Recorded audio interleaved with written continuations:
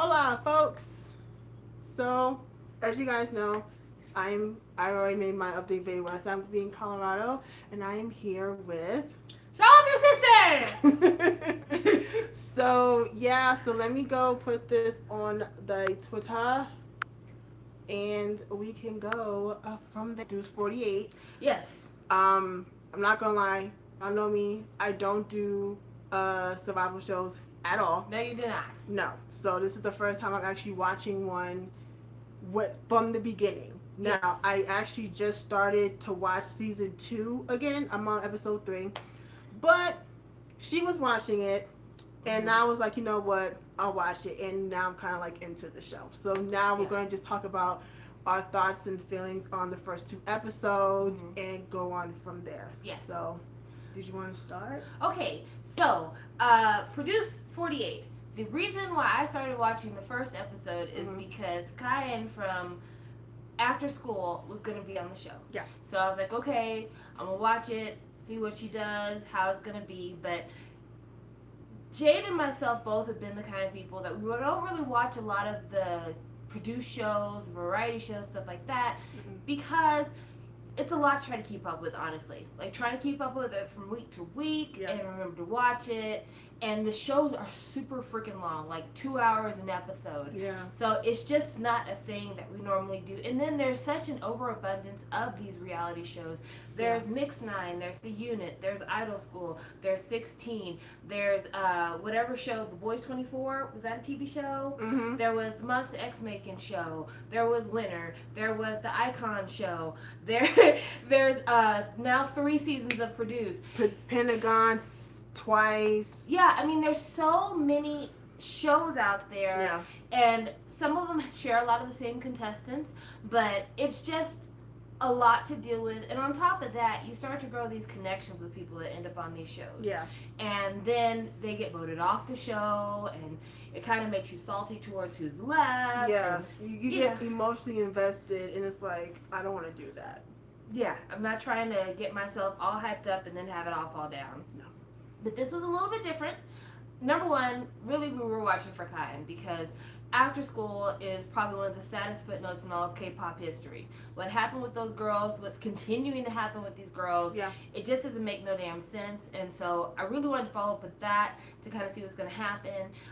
But then also the idea of this year's Produce was really unique. The fact that they were going to have the AKB48 girls. Yes. So for me, it was also like, how are we going to integrate this? Yeah. You know, because along with just the fact that you've got these girls from a totally different culture, you also have to keep in the back of your mind, there is a bit of cultural animosity between Japan and Korea based on Japan's occupying Korea at one point. Yeah. So, yeah, it was going to be interesting to see, like, how the Japanese contestants were treated on the show. So now I'll let you talk because I've been talking for like 5 7 minutes. Hi everyone that's in the room. Hi. Okay, so like I said before, I don't do survival shows. I tried to watch when couldn't do it. I just couldn't do it. I tried watching Mix 9, couldn't do it. It was just too much. Especially, I mean, okay, like YG ones are on a whole nother level. I already made my video about Mix 9. After the first episode, I was like, I can't do it. Couldn't do it. But yeah, I was definitely like wondering like how is this going to work, being the fact that you have Korean trainees and you have Japanese trainees, and they are on 2 different levels. Like in Japan, they don't go through the same training process as Korean trainees and stuff like that. Pretty much, you go, you know, are you pretty? They don't really focus on the talent per se. Not saying that these people can't sing, but that's not their main things. Like, are you pretty? Do you have a personality? Things like that. And then you know that in Japan they perform like 2-3 shows a day, or I can only imagine how many a week. And the number of groups, like the number of members of groups, are like so large. Like also like there's a group, Exile, is a boy group. The age range between is like 40 to 19, and only like a handful are actually singing. The rest are the backup dancers. So there's that. Whereas in Korea, the most you'll see, like you see now, is NCT is like 18, things like that. So it's something it's just I was wondering like how this was going to work, and especially like also the language barrier and just the cultural difference and the language and all this other stuff. I was wondering like how this is going to work. Mm-hmm. And so it was like obviously the Japanese trainees don't know Korean, the Korean trainees don't know Japanese, and so the second episode is when they're doing the song, the Nikoya, the song for the title song. So of course, they had to learn both languages and a dance in 3 days. Now, if you watch Produce 101 period, this is a new concept. Whatchamacallit, IY did this. They had to learn their song in 3 days. 101, they had to learn theirs in 3 days. So it's not a new concept, but it's like I said, it was a twist because you're learning two languages and a dance. But yeah, so I guess we just start with like the first episode. Mm-hmm. Of course, everyone knows the same thing. Everyone comes in, pick a seat. They kind of like see who comes in from what company, blah blah blah. Same premise so that's not the difference. But the difference is we have the AKB48 girls, and we all know they have multiple subunits with multiple members. So we just they're saying, okay, these people from this group, da da da. And then we have the producer. So we have Soyu from Your Sister. Not Kahi. Well, I thought Kahi was on this season. She is. She is? Oh, she was on last episode. Kahi's on the first episode, yeah. Yeah, Kahi from After School. Cheetah. She's been on both seasons of Produce 101. Honky from FT Island. There's 3 different dance teachers on this show. Yes. There's one who is she the one from 1 Million? Yes, I can't remember her name. Can't remember her name either. Yeah. Then there's the other woman with permanent resting bitch face. Yes, her. She's been on there since season 1. Yeah. And now they have a man this season. I don't remember. He doesn't look familiar to me. No, he looks like, what he looks like? He looks like he's a first generation idol. Mm-hmm. I'm not saying he is, but that's like his look. Yeah, he does. He's been in the industry for a while. Mm-hmm. So those are if I got everybody, Lee Sung-gi. Is that how you pronounce it? Yes, he's the host. He's the host, but he's not really on the show. Whereas last season, Boba was on it, so she was participating with the auditions, and I don't know who hosted season 1. But, the guy from You're Beautiful. Okay.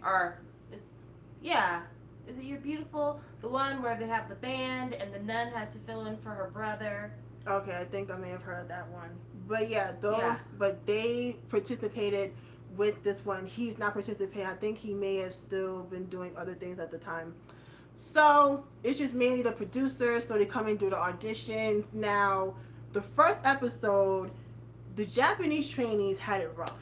It was very tough for the Japanese trainees.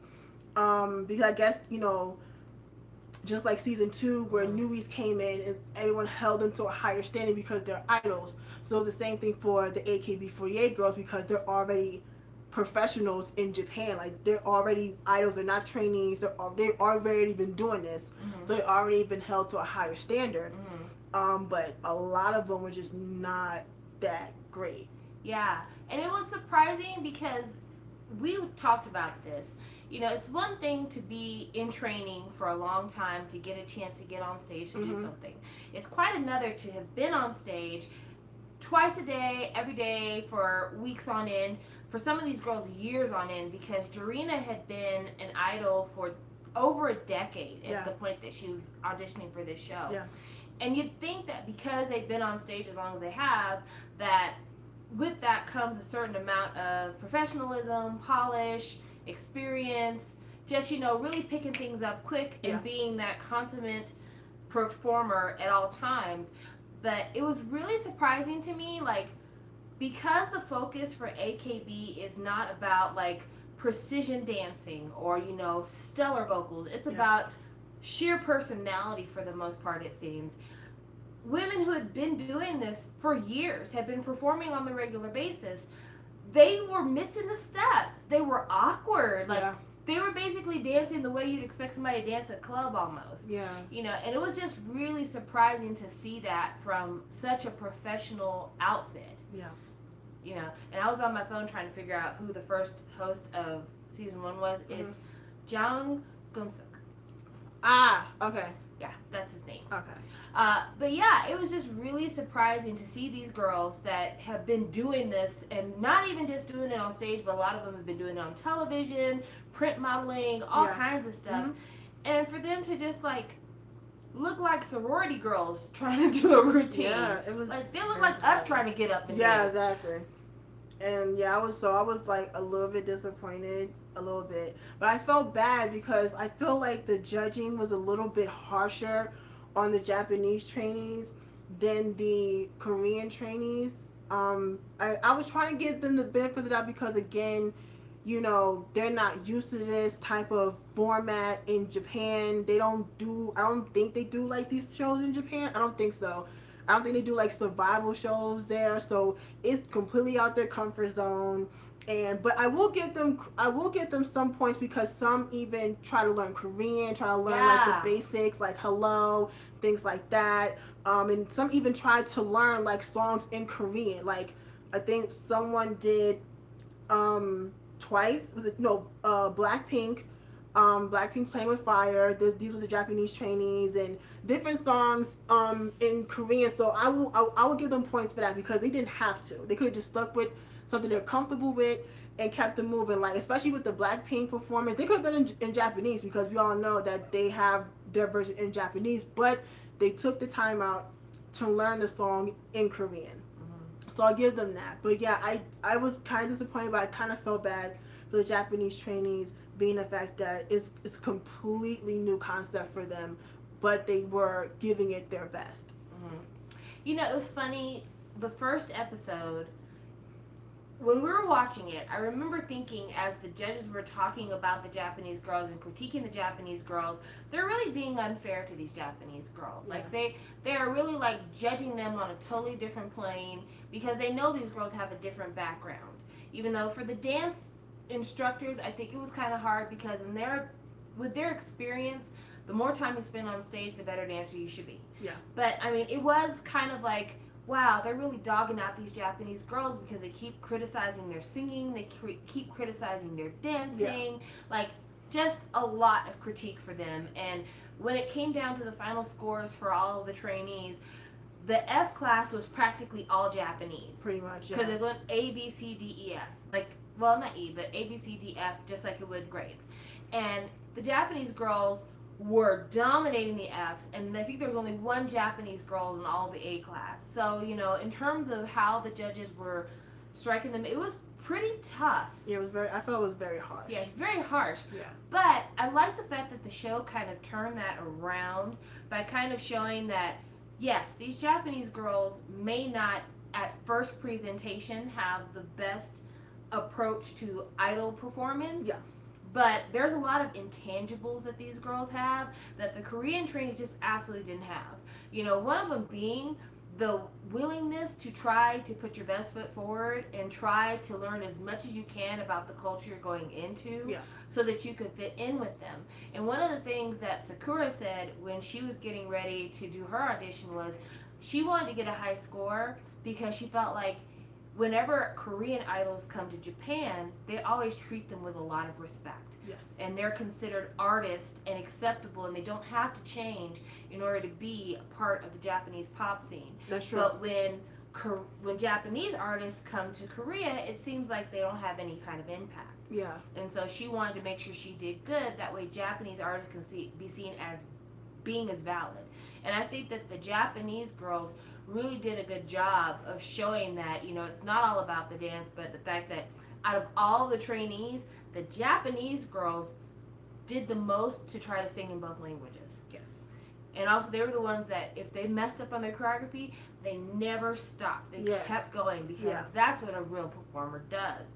So I think it was nice how the things that were seen as a detriment, they turned that around and they showed these other talents that the Japanese girls had that the Korean girls just couldn't touch. Yeah. Yeah, I mean, it was a struggle watching the Korean when they had to do the reevaluations, and they were like struggling to either remember the song or the dance, but they would stop. I'm like, they can't. I just kept telling Sam, I was like, they can't evaluate you if you're just standing there and touching your hair. At least with the Japanese trainees, they may have forgot the lyrics, they may have forgot the dance, but they're gonna do something. They're gonna smile. They're gonna keep having that energy as if they're performing on stage, even though they're completely screwing it up. Mm-hmm. And that's one thing I will definitely like. You know, I definitely appreciate with the Japanese training because they're giving it their best. Like they're really trying hard. And honestly, in some ways, they're kind of showing up the Korean trainees. I mean, they really are. Like, I mean, I know the song. You know, they got to learn in 3 days. It's not easy, but you know, like I said, this isn't the first. This is not the first time at the rodeo. We already know how this goes. But just like you were saying about Japanese artists, just for example, Honey Popcorn, if you guys know, they had the whole scandal with the whole AV idol acting thing, and I remember people were like bitching because oh they did AV work, but no, oh well they're Japanese, they're doing K-pop, but just like you said, if someone from Korea goes to Japan, it's all good. They're like, oh, it comes to Japan, but when someone from Japan comes to Korea, they are oh they trying to be, you know, why are you doing K-pop? They should stay in Japan. Da da da da. But even if you hear the song that the Honey Popcorn the group did, it sounded like a K-pop song.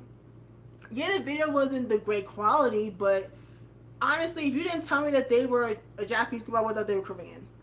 That was just for me like, but yeah, I just it's just like the kind of like hypocrisy, honestly. But okay, we have some I was questions. gonna say I can't read that from here, even with my Okay, glasses. so Alex asked you, do you think there still might be underlining racist issues? I do, and I'll tell you why I do. I think that in the beginning, a lot of the Korean trainees, as they were looking at the Japanese girls, they're like, "Well, they're not that impressive, or they're not this, whatever." Yeah. And I think that kind of superiority, or maybe kind of like, "Oh, you know, we obviously cornered the market on this." When it came time to learn the Japanese lyrics to the song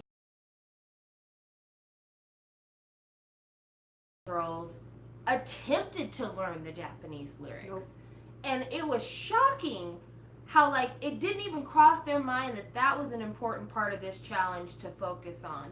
And we were even talking about like if I was listening to a song 50 times in a day because I'm trying to learn the choreography, you know, at some point I'm going to learn the lyrics just from sheer repetition. But then also I'm gunning for a number one spot in the music video. I want to be the center of the music video. Yes. Why wouldn't I give myself as many opportunities as possible to be the center of the music video by knowing at least all the lyrics? And it's just like they felt like, well, the Japanese part of this is not as important as being the Korean focus of this. Whereas the Japanese idols, they really were like, I want to be a part of this group and I want to be a global performer. Like, I want to be able to perform everywhere. Whereas it just really felt like with the Korean girls, it's like, we don't really like the Japanese people all that much, so we're going to go ahead and just focus on the Korean parts of this challenge.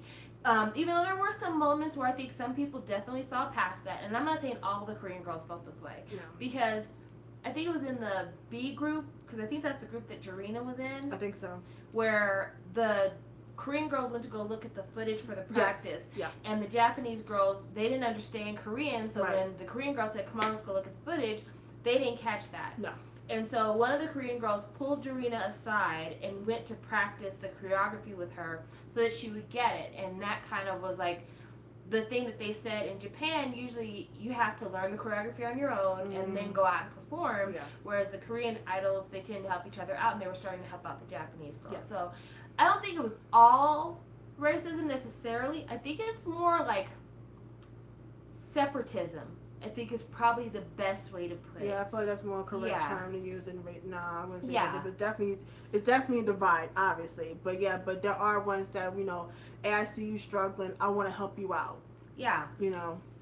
Yeah, so there were definitely some more open-minded people, and I think that also depends on like how familiar the contestant is with Japanese culture, because there were a few girls in the Korean trainee section who knew some of these Japanese stars because they followed Japanese culture, whereas there were definitely others who were like, I don't know nothing about Japanese music. I don't know nothing about Japanese culture unless it's sushi. So I think it really just depends on like how open minded you are in general. And I think the ones that were more familiar with Japanese culture were the ones that were more open minded about the trainees as well. Yeah. And is there some more stuff to comment on? I think Alex said that if this group is supposed to be promoting in Korea and Japan, they should have had a Japanese trainer or something instead of just an all K-pop based panel. That's true. Mm-hmm. I feel like it would have been like a balance. You know what I'm saying? Because again, the language barrier, the training barrier. So I feel like it would have, you would have had more insight, I guess, if you had like a Japanese trainer, whether it be dance or singing and things like that. And then they can also explain to the producers that this is how we do in Japan. You know what I mean? Because like the only one that understood Korean was Honky, because we all know that FT Highland is very popular in Japan. So he's the only one that could actually, you know, converse with them in Japanese. Other one was like, wait, they're talking, they couldn't understand what they were saying. So I do think that you are right. I really do think they should have had some type of Japanese trainer somehow in the show. Yeah, or like a half Japanese panel of judges. Yeah. Because I get that they were telling the Japanese girls over and over again, we're going to teach you the Korean way of training, which, definitely is going to be a culture shock for them.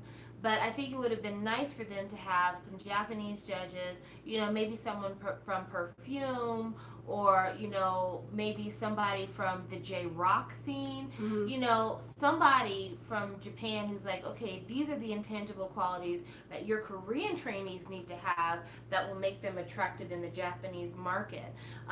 But again, and it's something that I don't think we've talked about in this conversation, but we talked about just in general. We were talking about the fact that if you're a trainee at a big company like SM, JYP, YG, at some point in your career, you're going to go to Japan. Yeah. That's just the way things are, because that is one of the largest music markets in all of the world. It's definitely the largest music market in terms of like Asian music. Yes. And a lot of K-pop groups eat really well in Japan when things run dry in Korea. Yep. So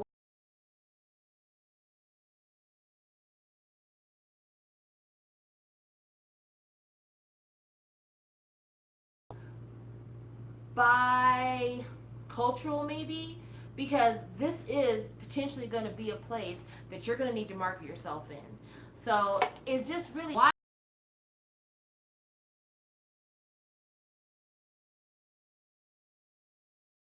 a huge star. Yeah. All of them want to be on the level of a Twice, a Red Velvet, an Icon, a Big Bang, stuff like that. Well, all these groups have to go to Japan at some point. It's just a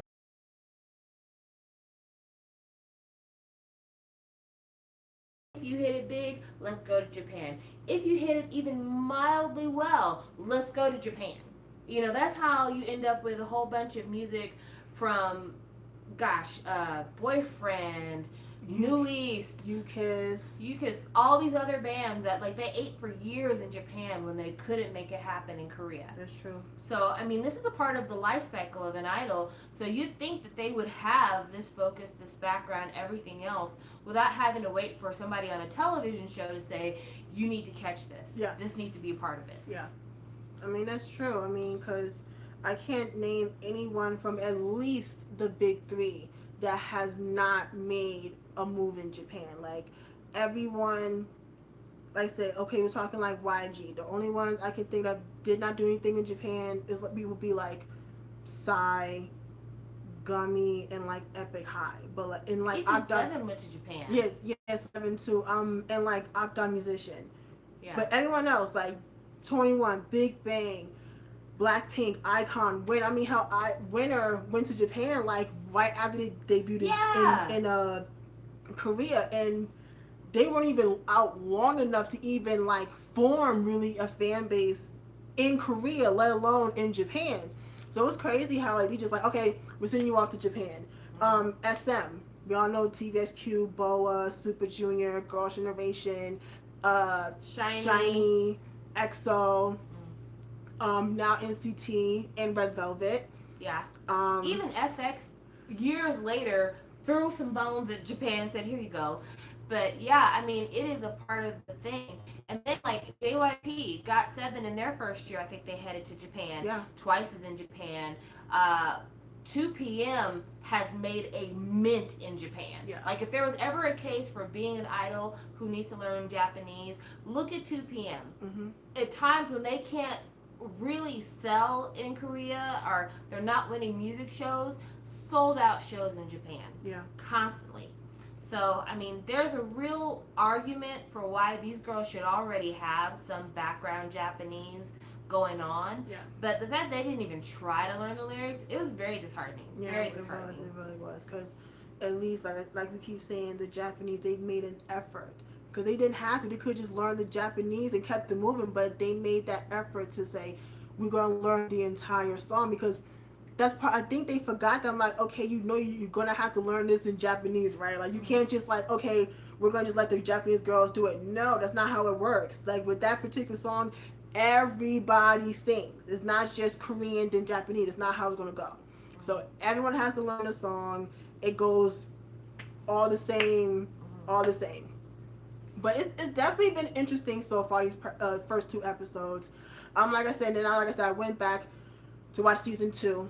I didn't really watch the show, but I knew Alex was really into the show, and I know I've watched bits and pieces. Mm-hmm. And watching the first couple episodes of that was like, that was tough. That was really tough to watch, especially like with Newies, because like I said earlier, they held them to such a higher standard because they're idols already, and they did terrible. And it was hard to watch because you got Samuel, who was a 17 trainee, and you have Kahi, who built after school, and she's seen newies from trainees to now. It's like, you know, seeing them struggle. Like, you would have thought they would have just killed their performance, but they literally killed it. Like, it was bad. It was really bad.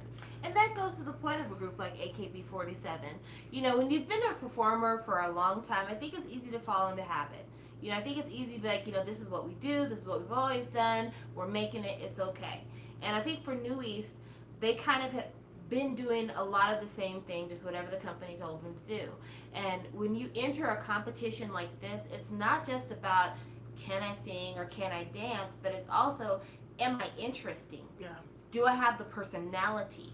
Because you got a guy like Kang Daniel, it's not his vocals that's getting people to put him on their magazines or getting people to put him in the CFs. It's also his look. It's also his personality. It's also his charisma, his charm, all these other intangibles. And that's the thing that AKB47 definitely has in spades. Yeah. You know, and so I think that with AKB47, they fall into that same trap that kind of Newies did, that they've been being Newies for so long, they forgot what it was like to be a trainee. They forgot what it was like to have to compete for space. Yeah. And that's the reason why they didn't do so hot. But I think after you get into it and you remember that feeling, you remember that hunger, then it's like riding a bike. You start getting back on it. Yeah. And I think that's something that the AKB girls are really doing right now. They started kind of like, we're kind of shaky because we've been doing this all along, but then they're presented with this new challenge of, you've got to make us see what it is that brought you here in the first place. Mm-hmm. And they're really stepping up to the plate in a big way. Yeah. I think in the end, whether whoever makes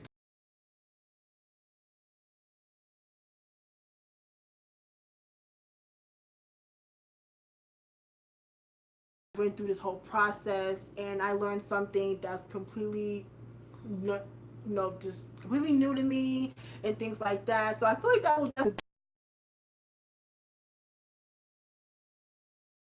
definitely said something. Okay, so Alex was like, AKB48 is really selling in Japan. On their first day of releasing their singles, they sell over 1 million on the chart. When most K-pop groups don't get that much digitally. I said these Korean girls need to show more effort for sure. David's like, name a more iconic duo. I'll wait. And Alex was like, but also some of these AKB48 girls haven't trained for that long. That is true. I think some haven't been training that long, and it's especially for some that NGT. Well, I was say NCT, my bad. NGT48. They only debuted as a group last year. Oh, cause see, I'm not familiar with the whole thing, like the whole Yeah. group. It's kind of like J-pop is not NCT. my scene, y'all. No. Sorry. Uh-uh. So I think the only groups I know is like Femme, but it's only like two people, and I think most of the songs are in English. And I heard of Perfume. I know one day Alex and I was watching like their videos. Them shits was like almost 7 minutes long, just for the video. I'm like, it was it's like when you look at J-pop and K-pop, it's literally like night and day. Oh, It's yeah. completely different. Like, the only group I could think of in K-pop that somewhat bridges that gap would be like either an FT Island or a Dreamcatcher.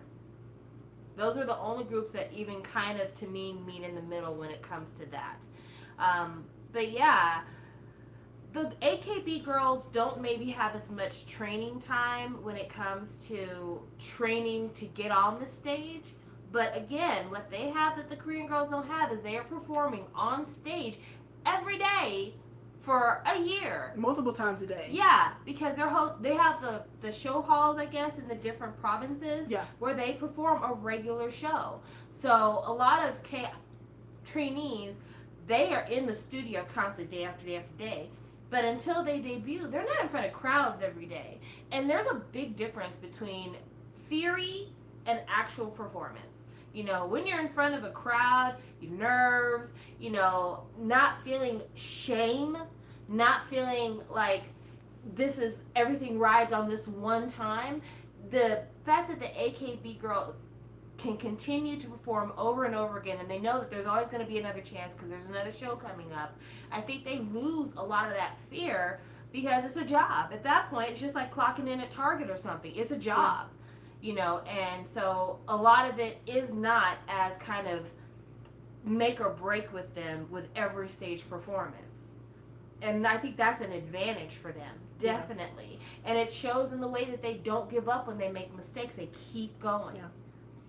I think a better equivalent to that is like someone doing a Regency in Vegas, where say like Britney Spears, right, been in the game 20 something years, and she'll do a show in Vegas, and it's like she'll do one like she'll have an afternoon show and she'll have an evening show. She's performing these songs God knows how long, so it's kind of like how they roll in Japan. It's like they go to this one venue and they perform these same songs 2-3 shows a night or shoot 3 shows a day and however many in a week. So it's like that's the program that they're used to. That's not how it's run in Korea. Yeah, in Korea you'll have groups that do all these like these festivals and these the fan meets and stuff like that, like when it comes to like performing and stuff like that, but definitely not on the level as artists in Japan. Yeah, like I have a performance season in Korea. Yeah. I have a comeback. I'm going to be performing maybe every single day for a month and a half at the most. Right. And then I'm going to be out for 3 or 4 months, and then I'm going to come back to the stage. Right. Whereas the AKB girl,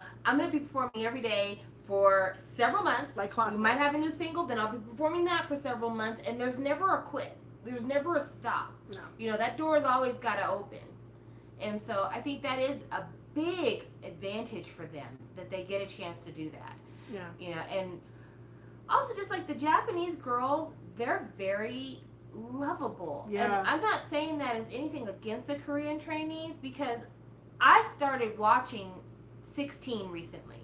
Like after we watched the first episode of Produce 48, I'm like, I need to go watch 16 because I never did watch it. Yeah. But I wanted to watch it because one of the girls, Cheon, I think is her name, she was on 16 and she was the first person to be booted off, and her sister is still a trainee at JYP. They were both on K-Star, I believe. I think so. But she left JYP to go on WM Entertainment, I believe, because she's on the same group with Oh My Girl, the same entertainment company. I think that's WM, yes. Yeah. So I really liked her performance. So I was like, okay, I want to go watch 16 and check that out. See, I want to read that so bad. I'm so far away and I'm so blind. Alex said that husky voice girl, was really cute. Yes, she was. And she was so silly with her little dancing and stuff. See, I lost my train of thought. I'm out here. I'm out here. But I wanted to watch the other show because I wanted to kind of follow up more about her because she was so charming when she was dancing that it drew me into her. It wanted to make me know more about her story. In fact, I have a plan. I'm going to be watching 16. I'm going to be watching all the seasons of Produce, and I'm going to go and watch Idol School because I want to see all of these different storylines play out. But the Korean trainees, definitely there were some that had some real charm. Fire Eyes, for instance. You know.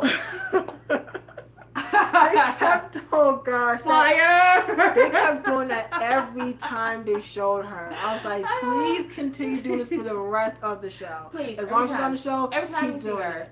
fire lashes. But you know, a lot of them do have charms. But on a consistent basis, the Japanese girls are flat out just cute, charming, fun. You just want to look at them. Yeah. You know, because they just are very, very likable girls. Very likable girls. And a part of that too is just the competitive nature of the Korean entertainment industry. And it's a cultural thing. Mm-hmm. You know, Korea is one of the most competitive markets in the world for people in terms of employment. Like, it's very, because it's so honor based and reputation is everything and it's all about being filial and all that stuff. There's certain expectations that everyone places on you. And if you're not the best, then you might as well not have shown up at all. Like, one girl was having the phone conversation with her mother, and her mother's like, you know, how are you doing? Do you look fat on TV? Oh, yeah. And, you know, like, really just taking the piss out of her the whole time. Yeah. Well, that's kind of how the culture is. And I don't think that same competitiveness is in Japan. I mean, definitely there is very similar competitive expectations, but not to the same level that it is in Korea. And so a lot of the Korean trainees, in comparison to the Japanese trainees, looked very hard. Like, they all look like, you know, I will knock the next chick over if it'll get me one step closer to my dream. Yeah. Whereas the Japanese girls, they kind of took it as like, as the Japanese team, we have to make a good showing. And it doesn't matter which one of us makes the best showing, as long as one of us does it for the team. Yeah. And that's not the mentality you got at all from the Korean trainees. Like, I need to put my best foot forward so I can get my highest position so that I can do well and I can show to everybody else I've done it. Me. Yeah, so I was like the Woolham girls, so what's her damn name? The girl that we like, Sakura. Mm-hmm. And a few of the other AKB girls, and the Yuha and the Starship girls have sparked my interest. Okay, so he has like some girls that he likes on the show. Okay. I really liked Fire Eyes because she did a very good performance of Lip and Hip. I thought she was way better than the other girl. Oh, yeah. It was so by embarrassing to watch them both do it back to back. Yeah. Because that other girl was weak. She could barely sing. And her twerk was stiff. Didn't put enough arc in her back. Meanwhile, the other girl was loose and fun and had choreography. Like, she was really making it happen. Really making it happen. But that was a good one. The girls who did Celeb 5, that was a very entertaining performance. Yeah, definitely. Very entertaining. I'm trying to think who else on the Korean team. Shoot. We watched the other one a week ago, so it's not as fresh in my mind. Yeah, it's hard to remember all the names and stuff like that. Damn. I can't remember. It's so hard. Yeah. It's like 96 people. It's kind of hard to keep up with all these people. Yeah, and then it was also really tough too because a lot of the Korean girls were singing American or English songs. Yeah. And that throws you off when you're trying to judge skill for singing because the pronunciation issues made it very hard to concentrate on the actual vocal tones and pitch and things like that.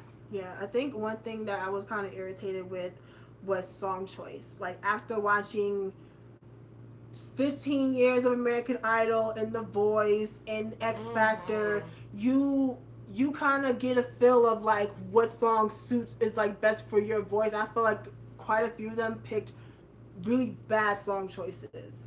and it's like whether it was to dance to or to sing to, just for me, just some of them just didn't work. I feel like Yeah. they had better and it's honestly when it comes to like a show like this, song choice is crucial. You know what I'm saying? Just because you like a Ariana Grande song does not mean can you sing like Ariana. I highly doubt it. So don't do it. Yeah. If it's something that fits your tone, your pitch, just how you sing the song, go for it. But don't just sing it because it's popping or you like the song, because it's not gonna work for you. Because I don't know how many times was that one damn Tinashe song. I forgot what Tinashe song. I'm like, how are people gonna pick this one damn song to dance to? I'm like, that's it. I don't know if like they pick these songs or they give them like a list to choose from, but I'm like, if someone dances this one song, I'm like, I'm like, And then the one girl was singing the Bruno Mars song when they asked her to sing a song, mm-hmm. and halfway through the verse, you couldn't understand what she was singing. Yeah, no. And it was that song, the Runaway Baby Runaway song. Baby. The lyrics are already fast. Yeah. And then if you don't have clear pronunciation, if English is a second language for you, or even if it's not a second language, but if you're just singing it by how English sounds to you, yeah. if you get them lyrics muddled up, for somebody who is a native speaker, it's practically unlistenable. Mm-hmm. And so it was very distracting, the songs that they were choosing, and I didn't understand why they didn't choose Korean songs.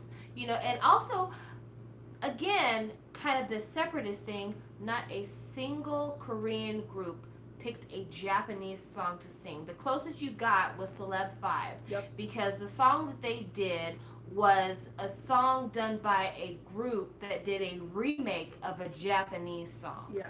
But yeah, we at least had one Japanese group that did Blackpink's Playing with Fire, and when they would introduce themselves to the judges, they would try to introduce themselves in Korean, mm-hmm. whereas I didn't see a single Korean girl try to show off her Japanese skills at all.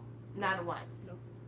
Which was just very surprising, because they all know what this show is. Yeah. Like, at the very minimum, when their company approached them, like, do you want to go on this new show? Someone at the company already knew, because the girls walked in saying, I hear there's going to be Japanese trainees. Yeah. Which, can we talk about how awesome it was when them Japanese girls walked into the room? Oh my gosh. So the Korean trainees are coming in 2 at a time, 3 at a time, 1 at a time. Mm-hmm. All of a sudden, a flock of girls jump into the room. Squad deep. I mean, like 20 girls. Yeah. Just came in like an army. I was like, okay. Yeah. It was a lot. It's intimidating. It's yeah. intimidating for mm-hmm. sure. But yeah, it was very interesting to watch them all come in. I can't read. Oh, so the only girl that did was Gaon, but she's fluent. Oh, she was fluent in Japanese. Of course she would be. She's at She's school. at school, yeah. Another group that proves once you get to a certain level, off to Japan you go. Mm-hmm. Because if it's not after school and all their different red, blue, yellow iterations, it's orange caramel. You're going to Japan. It's just how it is. So, yeah, I don't understand, again, why they don't try harder to work on their Japanese, because it is a part of what you're going to have to do. Yeah. Absolutely. Yeah, because I think, honestly, like, it would make no sense to have the show and they don't do anything in Japanese. That would make absolutely no sense. Oh, yeah. So they're going to have to go to Japan. They're going to have to go and do interviews and things like that. So they need to kind of get on the ball with learning Japanese. You know what I'm saying? If these girls can learn Korean, you can learn Japanese. And like I said, like we were saying earlier, if you can have people like Ten and Lisa and Bam Bam that can speak Thai, Korean, and Japanese, and Amber, and Korean, Jackson, Nikun. There's no excuse. Lim. I mean, the list goes on and on. But, again, kind of to Alex's point earlier about the separatism, when you have a foreign member of a K-pop group, they're never quite treated the same way as the non-foreign members. Yeah. Prime example, Super Junior M. For years, everybody's just like, don't you ever lump in Shomi and Henry into Super Junior, because they're not a part of Super Junior. They're Super Junior M. And it's just like, when people were going to the military, are when you guys were mad at Sungmin for being happy, which what the fuck is that about? Here you have Henry looking for a job, wanting to work, and you won't let him be a part of the group. No. You know, and it's just, it makes no sense to me. Same thing with EXO. You've got Lei Yixing in China making a killing, like making tons and tons of money.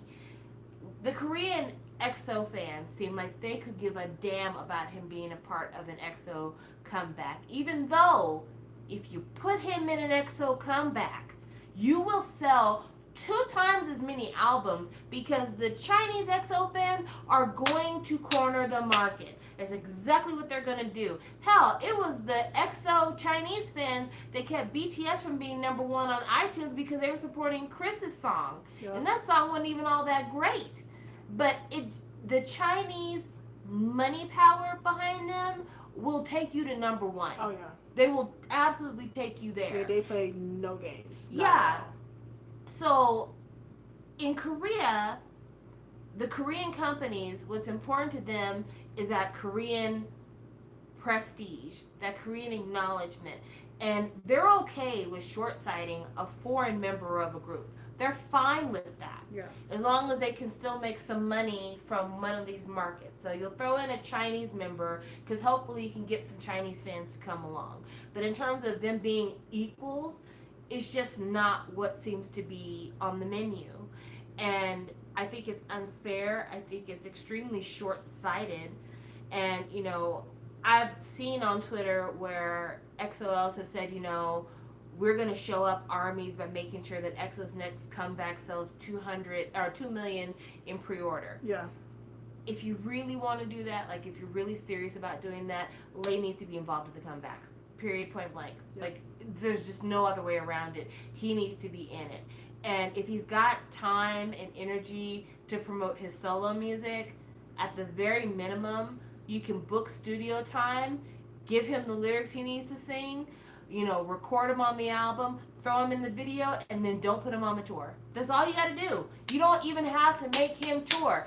Let him go ahead and put some vocals on the XOM version, let him be in the video for the XOM version, and then send him back to China to continue gathering riches. Yep.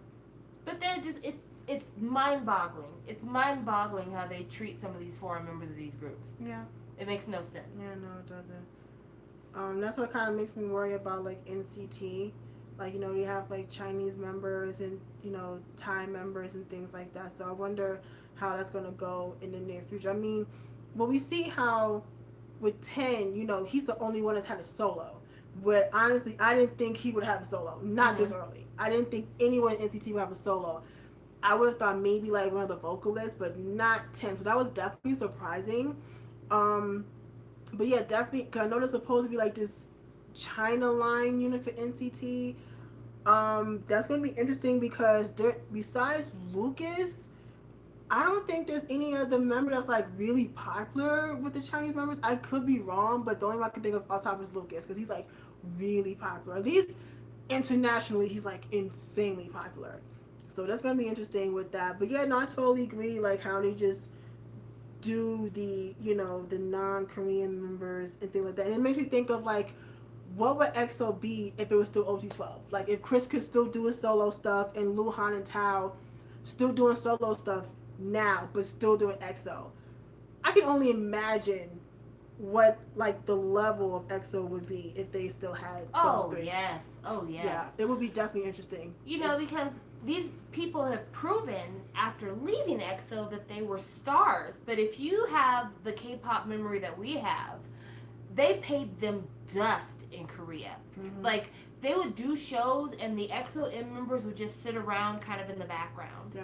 And it was incredible to see that because it's like, I thought the whole point of having this separate unit is because you're trying to build that fan base. You're trying to get that market share. You're trying to make this an equal parts. And that's the reason why you have 2 teams. Yeah. But no, it was just like, we got some Chinese members because we want a couple of these Chinese coins, but they're not really, you know, full functioning members. And now look at them. Look at what they can do individually. And, you know, look at how happy they are, too. Yeah, Like, I feel like they're like facts. way happier now than they were. And it's unfortunate because I feel like it shouldn't have been that way. No. It really shouldn't.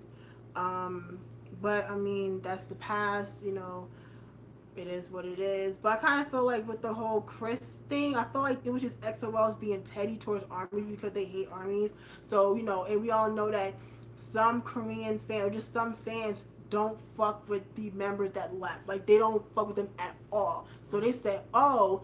We can stop. We don't like BTS. We don't like Army, so we can stop them by promoting someone who we don't really fuck with either. But just to be spiteful of them, we're gonna promote Chris, which I thought I didn't like that at all. And I've never understood why anybody would hate Chris or Tao or Luhan for doing what they did. Like, because again, if you've got the memory we got, the opportunities they have now, they would have never had they stayed with the group the way things were going. No. And I promise you, all the time that Yixing spends in China is because it's either that or let him go. Like, facts on top of facts. And I would be shocked if he renews with SM. I would be absolutely floored if he renews with SM. Well, because see, Lei is loyal. That's the thing. Lei is loyal. Like, he's loyal, but also I think that he's waited to see how the lawsuits turned out. And almost every lawsuit has been, okay, you don't have to be under SM in Korea, but you still got to pay them some of your royalties for your activities in China. But I still think it's bullshit because it's like they're not making you any money. It's like, why still have that hold on them? They're not doing anything in Korea. Nothing. So why do I still give you money? Because of the contract. And that's the thing. SM takes what the judgment in the Korean court is because they know if they tried to push it in China, they would get nothing. Yeah. Because China's going to be on the side of the Chinese idol. Oh, yeah. So this is the compromise they're making. Absolutely. But that's the reason why those three don't set foot in Korea practically. Because they're not fixing to make a single penny for SM. Yeah. They refuse. Yeah. You know, I remember like when Jonghyun passed away, I was really sure that some of the former EXO-M members were going to come, only because I felt like they were close with Shiny because a lot of them did, you know, backing dancing, you know, were in the same building. Yeah. You know, of course, Taemin is very close with Kai, and he probably was close with a lot of the other trainees that were coming up that should have been a part of EXO. Yeah. And so I thought that they were going to come back for that. But I think that the gulf is so wide that they couldn't even return to the country for that, which is a shame. It probably would have been a big issue. Like, oh my God, they came. Blah, blah, blah. Yeah. It just would have been a whole mess. And to let that bullshit keep you from mourning a friend, that's ridiculous. Yeah. That's ridiculous. I mean, obviously they probably kind of paid their respects their own way, but yeah, because you already know if they stepped foot in Korea, it would have been a whole issue. I mean, I think people were even pissed that I think Jaejeong went. I can't even read. I saw something, but oh, so Ty wrote a post on his Instagram. Ah, yes, okay, I think I remember that. So that's what I said. There's a closeness there, but to be so removed from that company and have so much animosity and bitterness involved in that whole process that you won't even go back to bury your friend, that's insane. Yeah. That's insane. Yeah. So, you know, I mean, it's just a track record that companies have. And we're talking about SM a lot because they've had the most foreign members for their groups. I mean, I can't recall, outside of Blackpink, I can't recall any foreign members of YG groups.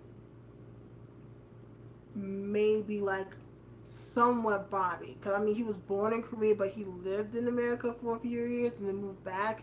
So he's like the maybe exception. But besides Blackpink, no, everyone in YG are Korean. Yeah. Tableau, he's Canadian Korean.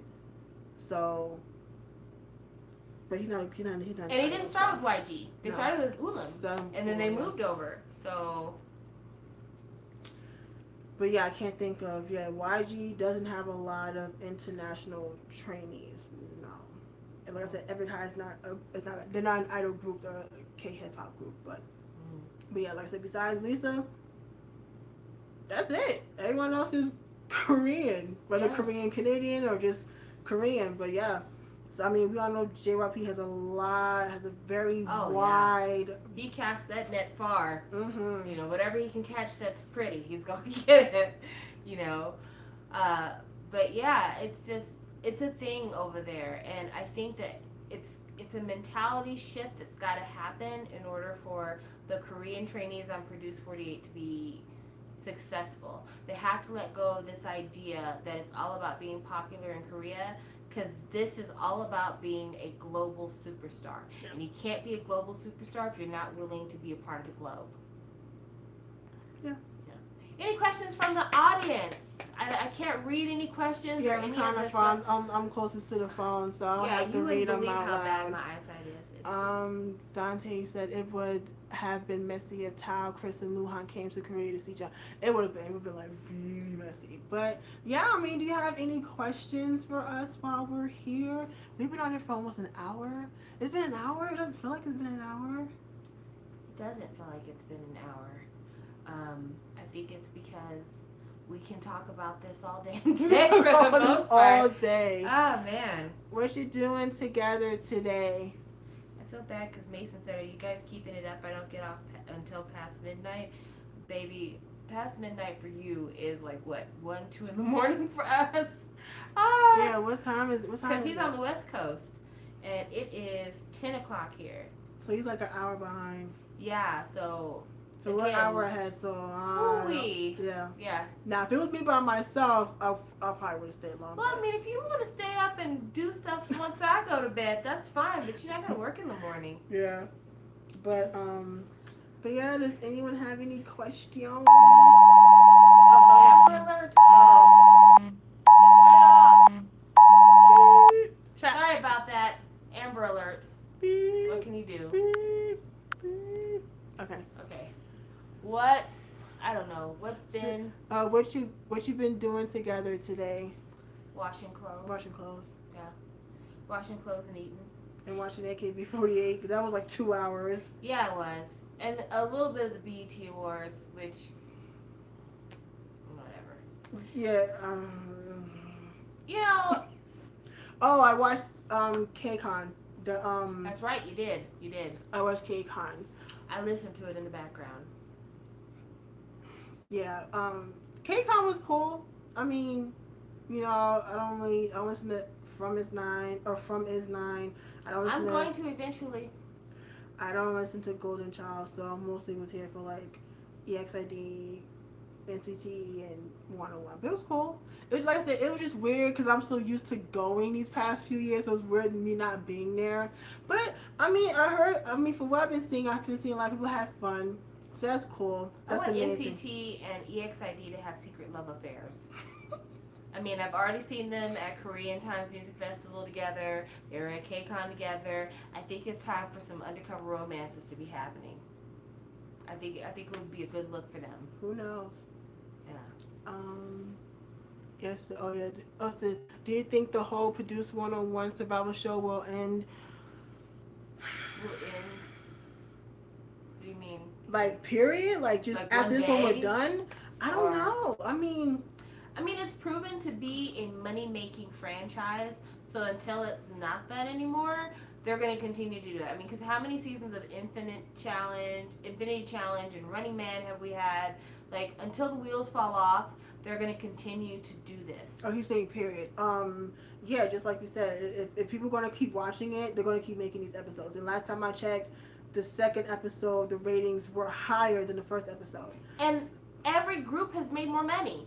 IOI made a ton of money. 101 is still making a ton of money. Still making so much money that they extended the lifetime of the group. Yeah. And I'm waiting to find out, but I would not be surprised if they try to turn 101 into a permanent group. I mean, that would be interesting because the members that are in groups would have to leave. So Minhyun would have to leave New East, and Sungwoon, because I know it's Sungwoon and Sungwoon would have to leave Hotshot. Everyone else was just trainees. Well, I mean, what would you be losing by leaving Hotshot? That's true. That would be true. And, it's like the two girls from Cosmic Girls who recently won Produce 101 in China. Yeah. They got to take 2 years away from Cosmic Girls. they don't have any incentive to come back because it's not like Cosmic Girls is doing big things over here. Starship totally bungled that. I don't know what Starship was thinking, how they came about this thought process, but Starship started the Cosmic Girls. Okay, okay, and then The Secret came out, and that was a great song. And then after that, it's like just steadily downhill. So when you're on a sinking ship and somebody offers you a lifeboat that's shaped like a yacht, Yeah. would you go back to your sinking ship? No way. Yeah. No way. Because I remember, because I don't think what's his face went back to Top Dog. No, I think he left. I mean, I think I forgot they changed their name. I forgot the group changed their name. I forgot the name of the new group, but he didn't go back, which would honestly was probably smart because the group ain't doing nothing. You know what I'm saying? Half the group done left and all this other shit. So it's like, why go back? So I don't kind of blame on that one. But yeah, I mean, if they decide to leave those groups, I mean, it'll be kind of fucked up. But at the same time, they have the popularity, they making money in one-on-one. So I don't know. Like, because I think who's supposed to be in the group? I think I'm not sure. I know some people already have a group set up for when this shit is over. Who knows what can happen from to when this whole thing ends? So I don't know. But it'll be definitely interesting to see what happens though with the whole one-on-one situation. Yeah. But yeah, I don't think that they'll still be making these shows. Even though like I'm not gonna lie, like I need a survival show break because it's been too many, and it's like I feel like I get it's a way to showcase your your talent and shit, but can we like do something else? Because this it's like, oh god, another survival show. I want to know what the group's name is going to be because IOI looks like 101. 101 sounds like 101. This is Produce 48, so is the group title going to be like 4 plus 8 and there's going to be 12 girls in the group? Like, how's the name thing going to work out this time? Yeah. You know, and if they keep doing Produce 101, how many versions of 101 can you do before you run out of variations? Yeah. Like, I would like to know those. Those are questions I need answers to. Yeah. Because it's gonna run dry eventually. The well will run dry. Yeah, but I mean, the show so far is definitely interesting. It sparked my interest for one that I was not trying to watch. Oh yeah. I mean, definitely. If you asked me if I was ever gonna watch that show, I probably would say never. But thanks to Twitter and the power of after school, I'm definitely into it, and I look forward to seeing what happens. We don't have the entire run of the show that we'll be together. So in terms of us talking about it, we'll talk about it while we're together, and then I guess we'll talk about it separately. But I plan to continue to watch it because I'm interested now. Yeah. I really am interested now. I'm so interested from just watching one episode that now I want to watch an entire series of shows in order to catch up. It's going to be good though. Yeah. So anybody else more questions? Give them to us. We want to hear it. We're here. So yeah, we're here. If you want to ask us something, now's the time.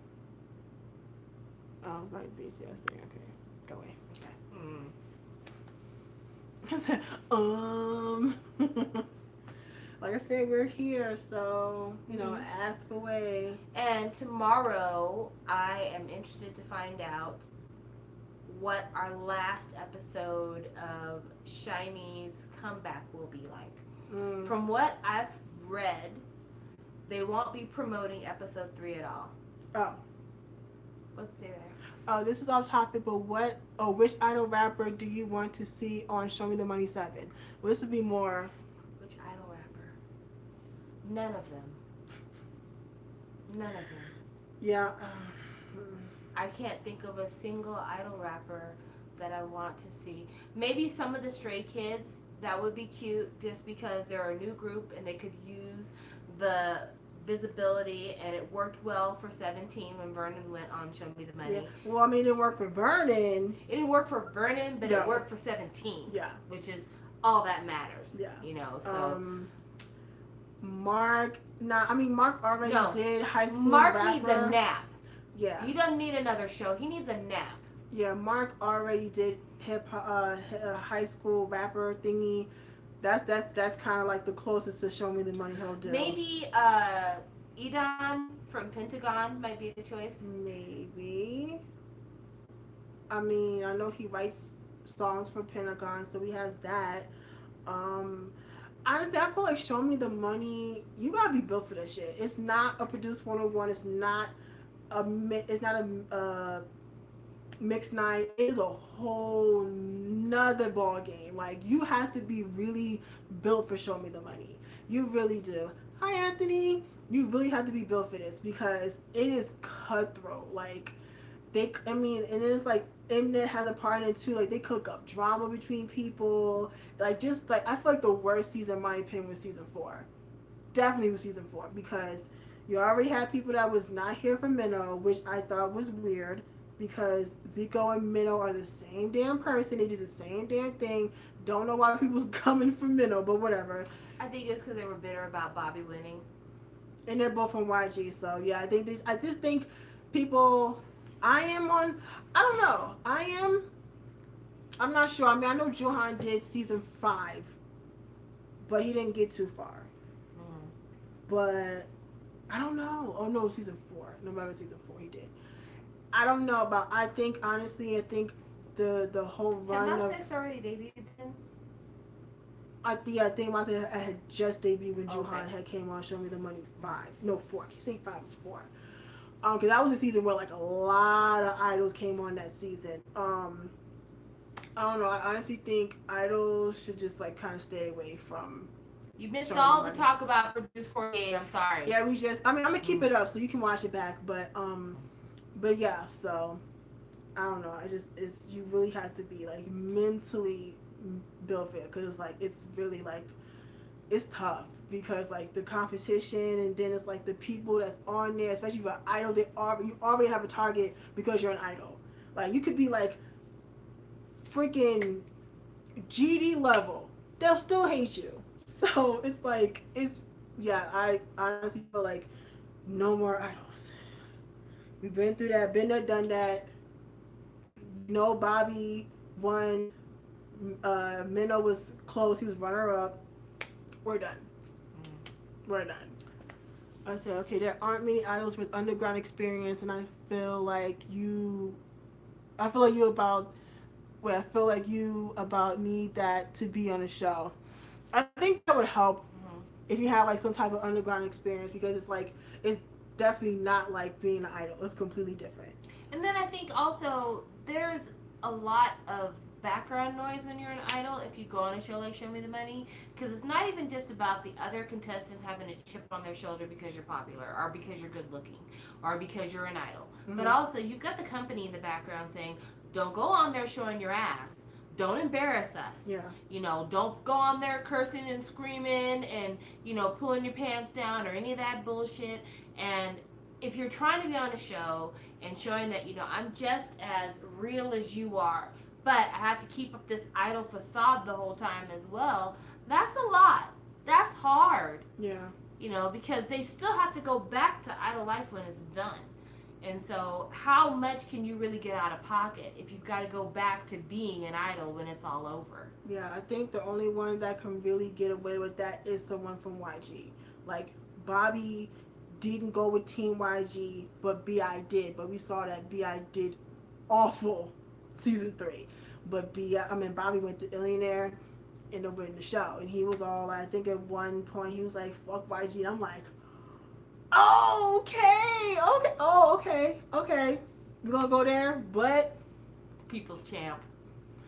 And then Minnow, he was, he did him. We've talked about this. Mm-hmm. I hate when someone from YG is on Show Me the Money because YG is on their ass. Like I felt so bad for one. Like I was watching back season 6. One did so good season 4.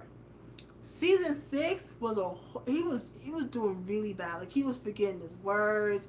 He wasn't all that confident, and I honestly feel like it was YG down his throat. Like you better do well, and this, down the third. Like I feel like if they weren't to Show Me the Money, YG should not have anything to do with it. Because it's just unnecessary stress. But that's also because of who YG is and kind of the whole we are the luxury brand of Korean entertainment. That's the reason why you're not seeing actual YG trainees on the Produce show. Like the girls who come on Produce are either models from the YG modeling division, Yeah. so they're not actual trainees, or it's former YG trainees. It's not actual, like, I am currently trying to be in a group on YG right now. No. The closest they've come to that was when they had the one girl on Unpretty Rap Star. But yeah, YG trainees. Oh, and I guess the boys that were on Produce, were they actual like YG trainees, or were they under one of his divisions? Wait, from last season? Mm-hmm. Oh, Hyungbin. Yeah, he was the YG plus trainee. He wasn't the actual Y. He didn't come into YG until like after he was in JBJ. Only just he was like the model trainee at that point, or like the company, the model. Yeah, so it's always the point. model division or a former. Yeah. And so like for him sending his idols to do these shows, it's not an option. Because he was in his own shit already. Yeah, but the hip hop thing though, that's more of a point of pride. It's like we're the luxury entertainment label of Korea, and our brand is hip hop. YG does hip hop, and so that's the reason why it's like, if you come on the show as a YG trainee, I need you to kill it, because you need to prove to everybody that we are the premier luxury hip hop brand of Korea. Yeah. Even though YG's hip hop is very far removed from what current hip hop is. Like, really, really, truly. Yeah. I would say that probably Winner is the closest to maybe what hip hop is in America. Recently, yeah. Yeah, recent. But like the stuff that Icon is doing, the stuff that Blackpink is doing, is not current hip hop. No. Not saying it's not hip hop. Yeah. It's not current hip hop. And I know, like, when a lot of people were, like, half and half. People weren't here for, like, the auto-tuning. Some people were. At first, I was like, it wasn't needed. I felt like the same thing with EXO's Lotto. Mm-hmm. We know that EXO can sing. I still don't like the auto-tune on that song. I felt like with EXO, you get people auto-tune who can't sing. You wash their asses out. People like EXO, you know, they can sing down. Winner, you know that some members of Winner can sing, so it's like that wasn't needed. You know what I'm saying? But I know a lot of people just like, and it was funny because it did so well in Korea, but a lot of international fans was like, I don't fuck with the song, and that was weird because you would think it would be backwards. Mm-hmm. You know, you think, oh, because it's more into now. No. It was completely the opposite. And that was very surprising how well it did in Korea. You know, I can't read Korean audiences. I will tell you, because I'm still surprised that Love Scenario did so well in Korea. I refuse to call it Love Scenario because they don't pronounce it scenario. They call it Scenario. Scenario. Like Sanrio, Hello Kitty. Yeah. But anyway, you got Winner being successful, doing what sounds the most like Western hip hop in its current form. Yeah. And then you've got Icon doing a form of hip hop that you really only find in Korea. Like, no one else is doing that particular version of hip hop. And so I don't know what YG's game is. I don't know. I guess because B-Day and Bling Bling didn't do as well as people thought it would. I guess they decided to go back to, like, you know, the beginning of with Winner. I mean, Icon, like the My Types and all that other shit. Maybe they felt like that would be more fitting. Like, I liked Bling Bling and B-Day. Can't say that for other people, but I like those songs. I just didn't like the fact that the song was called Bling Bling, because to me, the only song that can be called Bling Bling is by Cash Money Millionaires. Yep. Every time I come around the city, bling, and that bling. song came out, what, 99? Hell yeah. Hell yeah. So I'm an old lady, y'all, and that song came out when I was still young and foding. So, I mean, to take a term that old and try to craft a new song around it, it makes you seem out of touch, in my opinion. Yeah.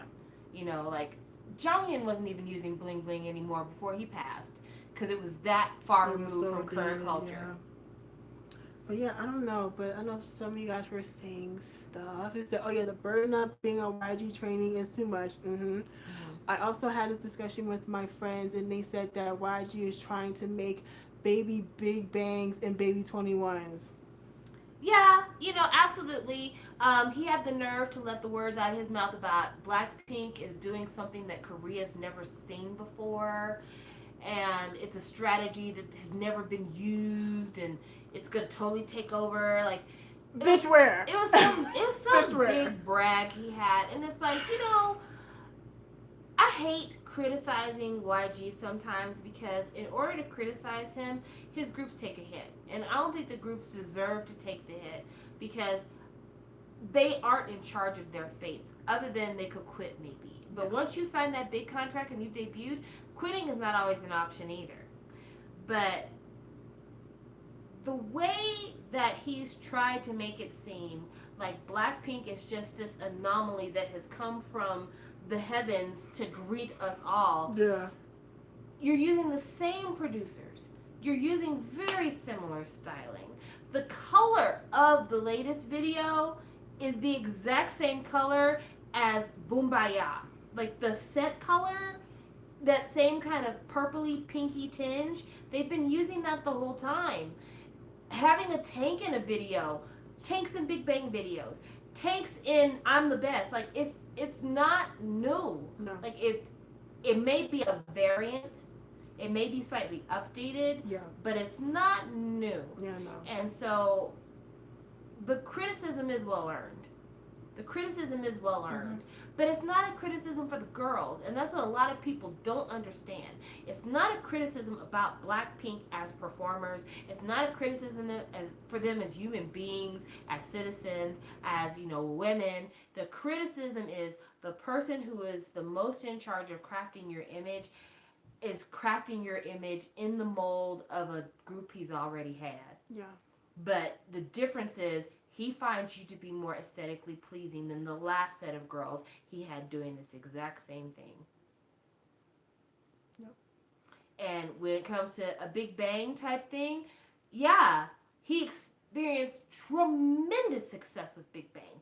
Success on a level I don't even think he could have anticipated in his wildest dreams. Nope. And so, why wouldn't you try to do that again? You know, YG can be best summed up in the trajectory of Psy's discography. You come out with Gangnam Style, so of course you've got to come out with Gentleman. You've got to come out with all these other singles that practically hit the same notes video wise, hit the same notes audio wise. Yeah. Like it is just, rinse and repeat, rinse and repeat. And YG, it seems like he has this mentality like if it worked once, it's going to work again and it's going to keep working again. And it's not the artist's fault that that's the company's mentality. It's not their fault for that. But I do believe that he really should step away from being the face of the company. I think he should announce a new head of R&D, development, whatever else.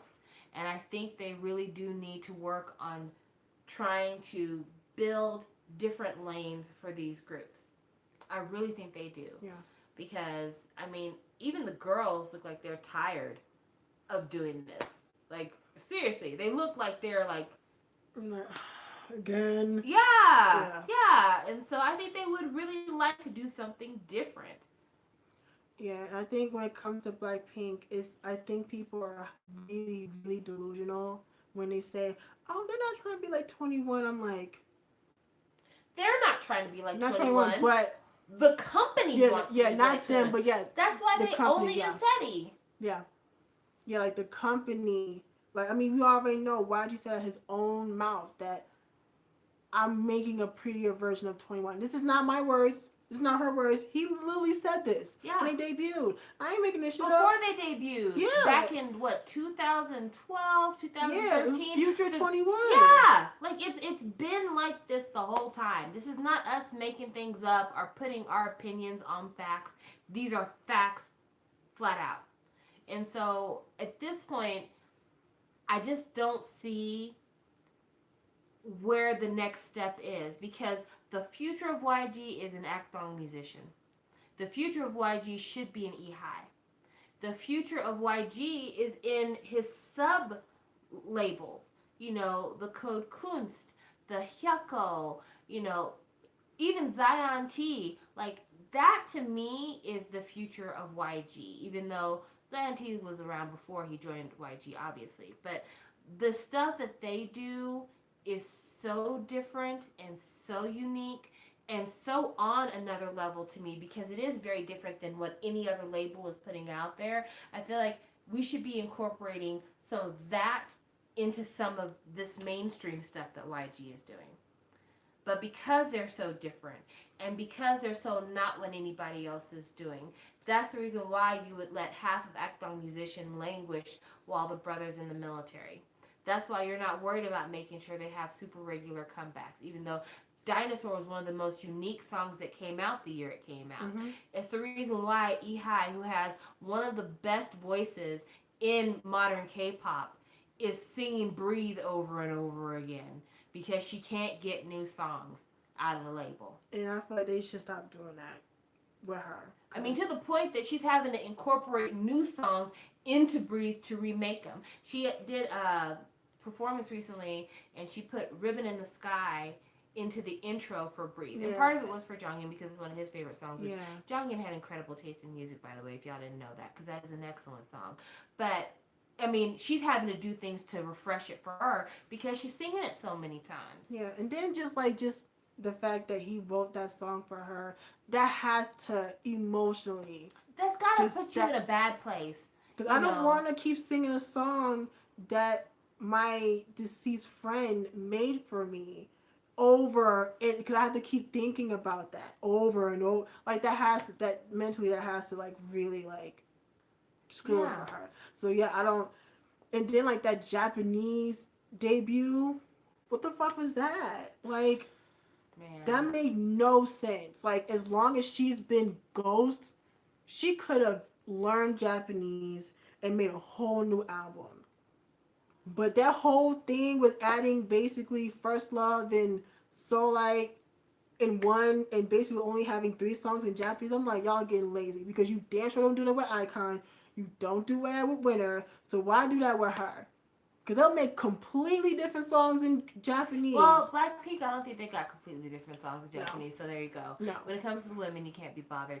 But the song that Katie came out, Remember, that could have been an E-High song. Absolutely. Oh, yeah. She could have killed that. She would have murdered that. Yeah. And that's a direction I could totally see her going. I could totally see her being in the same lane as a Sudan or a Hoodie, because she did it. Yeah. She has the chops for K-hip hop R&B styling. Yeah. And that's not what he does with her. And she's been in that lane since the very beginning, when she was singing Amy Winehouse on her auditions for the television show. So why are we not capitalizing on that? This is so the time for her vocal to be out there. Yeah, this is so the time. And then she stands out. She definitely stands out. She doesn't sound like any other person. So why not utilize that? That's what bothers me, because it's like, you have this girl, she wants to sing, and she keeps telling her fans, I want to sing, but it's really not up to her. That's the fucked up part. Or, bring back the little sub-unit she did with the girl from Acton Musician. Have them do something. That was so cute. Yeah, and it Everybody did really loved well. It. Yeah, you could do a whole album of that. A whole album of that would kill. We should be managers. I'm telling you. I mean, we should run a label. We should run a label. Because people don't know what they do, and it's so frustrating. I mean, it's just missed opportunity. That's the frustrating part. It's not that they obviously know what they're doing when they pick the talent. It's what they do with the talent afterward that is so freaking frustrating to me. Yeah. It looks like we missed some comments. Let's go back through. So, Anthony, he said YG was going to make a girl group like Girls' Generation. I think that was supposed to be Blackpink. I think what the original plan was. Wasn't it Blackpink and then Pink Punk? It was I think Pink Punk was supposed to be the Girls' Generation version, but a lot of trainees left, so it ended up going down to just the 4 But do you think that a lot of trainees left, and that's when they scrapped the idea, or that they scrapped the idea and then that's when a bunch of trainees left? Because it felt like there was a period of time there where tons of trainees left all at once. Like there was a year there where it seemed like everybody was Yeah. leaving, and I don't know if one came before the other. Not 100% sure. That I don't even know if YG would know how to manage a group the size of Girls' Generation You never had because a group that he's large. never had a group that big. No. So I like Cole Coons. Oh yes, he's not on higher ground anymore. He's on AMG now. Yeah, AOMG. Why? How? What happened with that? How that? I don't understand. I don't understand. He did that song Rainbird with Tableau, and there was like some behind the scenes type of interview thing, and he was like, "Yeah, I feel free now," which shade, especially when you've got Tableau on the song. Yeah. But yeah, like I mean, hey, it seems like AMG's been signing a lot of folks these days. He signed that MMA fighter. Um, I'm just so mad at fucking YG how he just sequesters people. I'm still not over Zion T. I'm still not over Zion T joining YG. Not at all. That album was okay, but Red Light was a better album. Mm-hmm. And at least when he was with Amoeba Culture, he was doing other things as well. Like he was doing features on a lot of other he don't do that projects. now. Yeah, he hardly ever does features anymore. Nope. Hardly ever. Meanwhile, Crush is on everybody's project and in everybody's show. Like he's always doing stuff all the time. Mm-hmm. So I don't understand. Who knows? Yeah, it's so frustrating. It was frustrating. Said people join YG because of the brand name, but don't realize that they won't be getting anything anymore. I mean, the only thing that I could see was a marked difference between a Zion T album before YG and after joining YG is there was a lot more instrumental production. Like the instruments used behind it sounded like a lot more money was put into the band. Yeah. But that's it. Nothing else. No. There was nothing else that screamed to me like, oh yes, definitely YG has developed him into a much different artist. Same thing. Same guy. Like just same person, just different label. Yeah. So.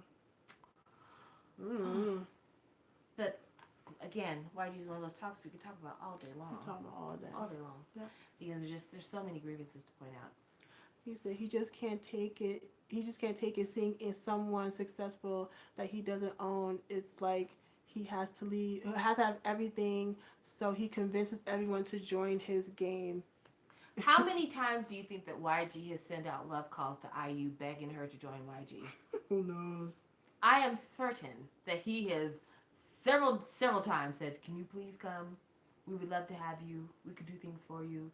And she was like, "I actually like releasing music, so I'm going to have to take a hard no on that." Yeah, no. But yeah, I mean, I guess it just depends on whether or not you have a solid presence. Because I doubt that he would poach an artist like IU from Lowen, right? Lowen's? Okay, so I doubt he'd poach her from Lowen. But, I bet it bites him in the butt, the fact that he doesn't have Bopulkan 4 on his label. I bet he probably really tried to get them on there. And they were like, "No, we'd actually like to release music, please." So YG is the key seal of broken promises. Ain't that something? That's the truth, man. It's funny that you say that because I have an area of my K-pop shelf called the Boulevard of Broken Dreams because I recently redid my K-pop shelf. The Boulevard of Broken Dreams. And it's filled with like nothing but girl groups that met either tragic or unfulfilled ends. Oh man. And 2NE1 is on that shelf. Well, they were supposed to be on that shelf, but I moved them to the YG area. But they were the building blocks of that shelf for sure. Because, I mean, what happened to them should have never happened. It should have never happened. There's no excuse for it. Absolutely no excuse. There's no excuse for what happened to them and what's continuing to happen with Bomb and CL. Hurts my heart, man. Hurts my blackjack heart, man. It's just crazy because, like, Mason made a point. He's like, Tiffany left at school. Girls' Generation, what, 6 months ago? Mm-hmm. And she already got a single out. How long after Minji left 2NE1 did she have a single? Like, she might not be doing nothing right now, but she at least did something. You know, she asked and she received, but she laid up there languishing, hoping that something could happen for her, and it wasn't. And it's just, I feel like CL's grave mistake was working with Scooter. That was a that was a mistake. That was a mistake. I don't think that working with Scooter was the mistake. I think the mistake was that she was loyal to an unloyal individual. Mm. You know, that I think that's the mistake. I couldn't read that one. It went He very fast. says, I remember JYP was sad that IU was not on his label because she auditioned for JYP and didn't make it. Well, you know, Same maybe, with Dean. yeah. I mean, maybe you should have been at that audition, or maybe you should have asked to see the tapes and give like people callbacks or something. I don't know what to tell you because you had Hyorin and Hani on your label and was gonna make a group with them and then changed your mind. So you know, there's missed opportunities and then there's just flat out making the wrong decision. Yep. And JYP's done both. So what can you do? Mm-hmm. Speaking of JYP,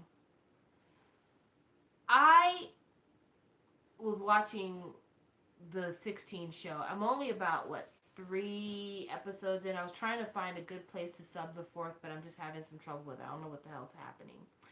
And I have to say, watching that show really makes you dislike JYP.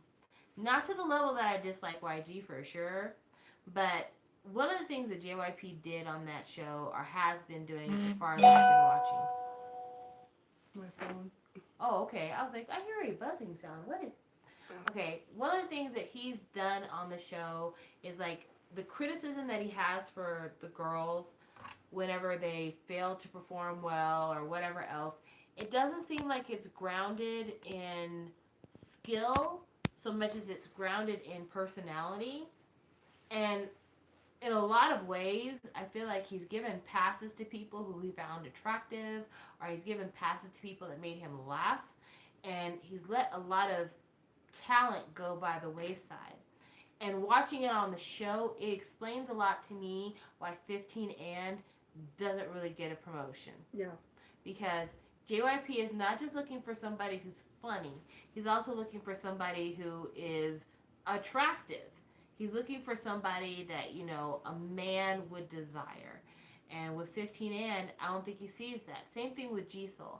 I wondered why Jisoo hung around as a trainee for so long, and then after releasing a debut, still hung around even longer when he wasn't getting a lot of projects and he was having to do stuff digitally, and why YG wasn't taking advantage of him because he has a lot of talent. Like he has actual songwriting talent that he could have been using for groups on JYP. And I have to believe that it's just that JYP is a lot more shallow than I've given him credit for in the past. I think in the past I thought that because he's a songwriter, maybe he's a little bit deeper. Because YG's a dancer, but he's not really a singer. You know, he's kind of a rapper. He's not really a songwriter or, in my opinion, much of a producer. But JYP is all of that. He is a dancer and a singer and a songwriter and a producer.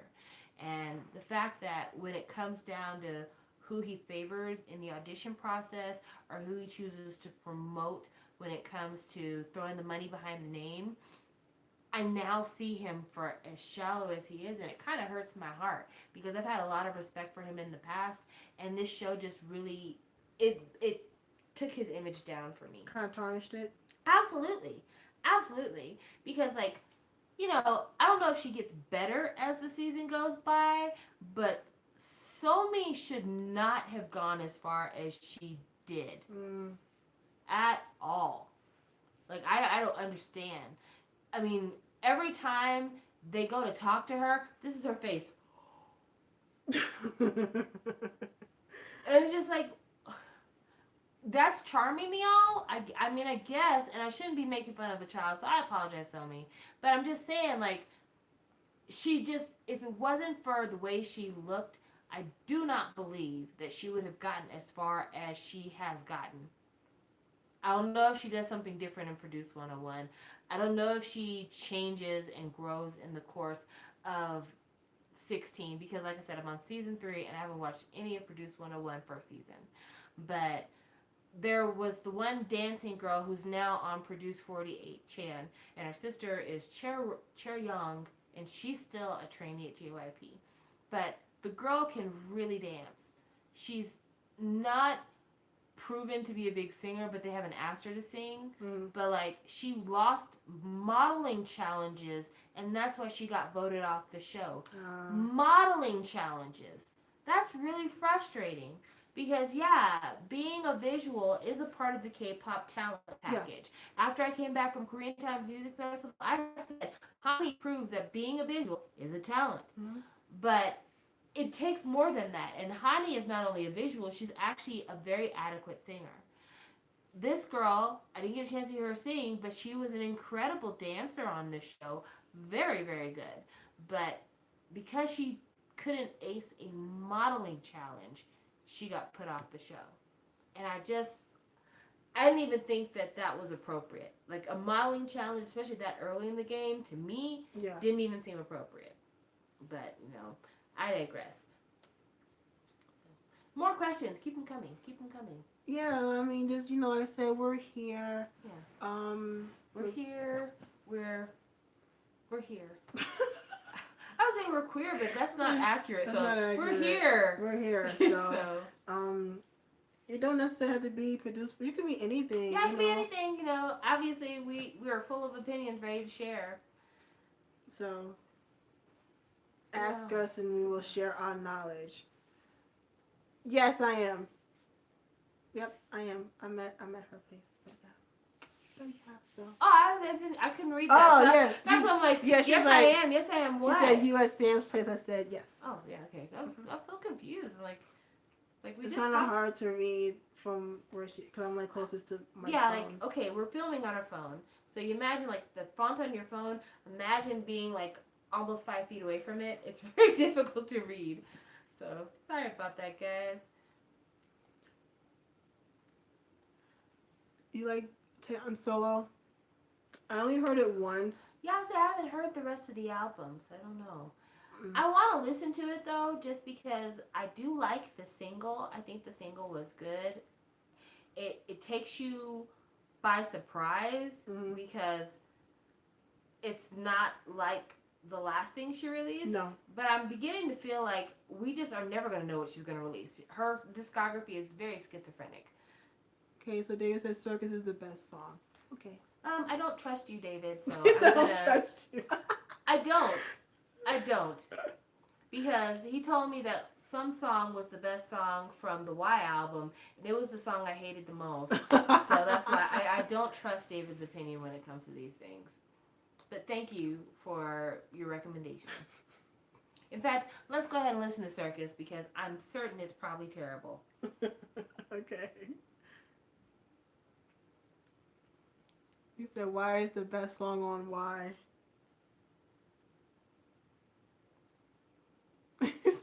Okay.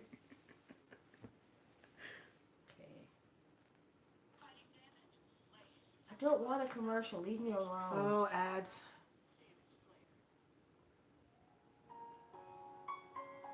Yeah, already know. Already know.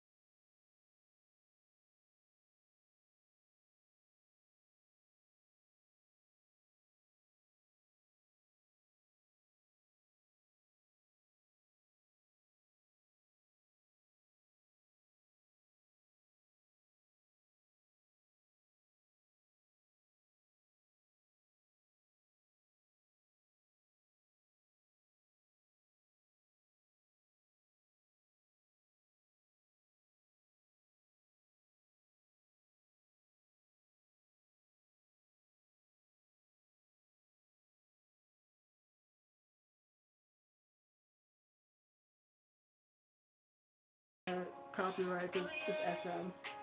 If I talking about black guys, like copyright. Sorry. That's cool. No. Thank you, David, but no.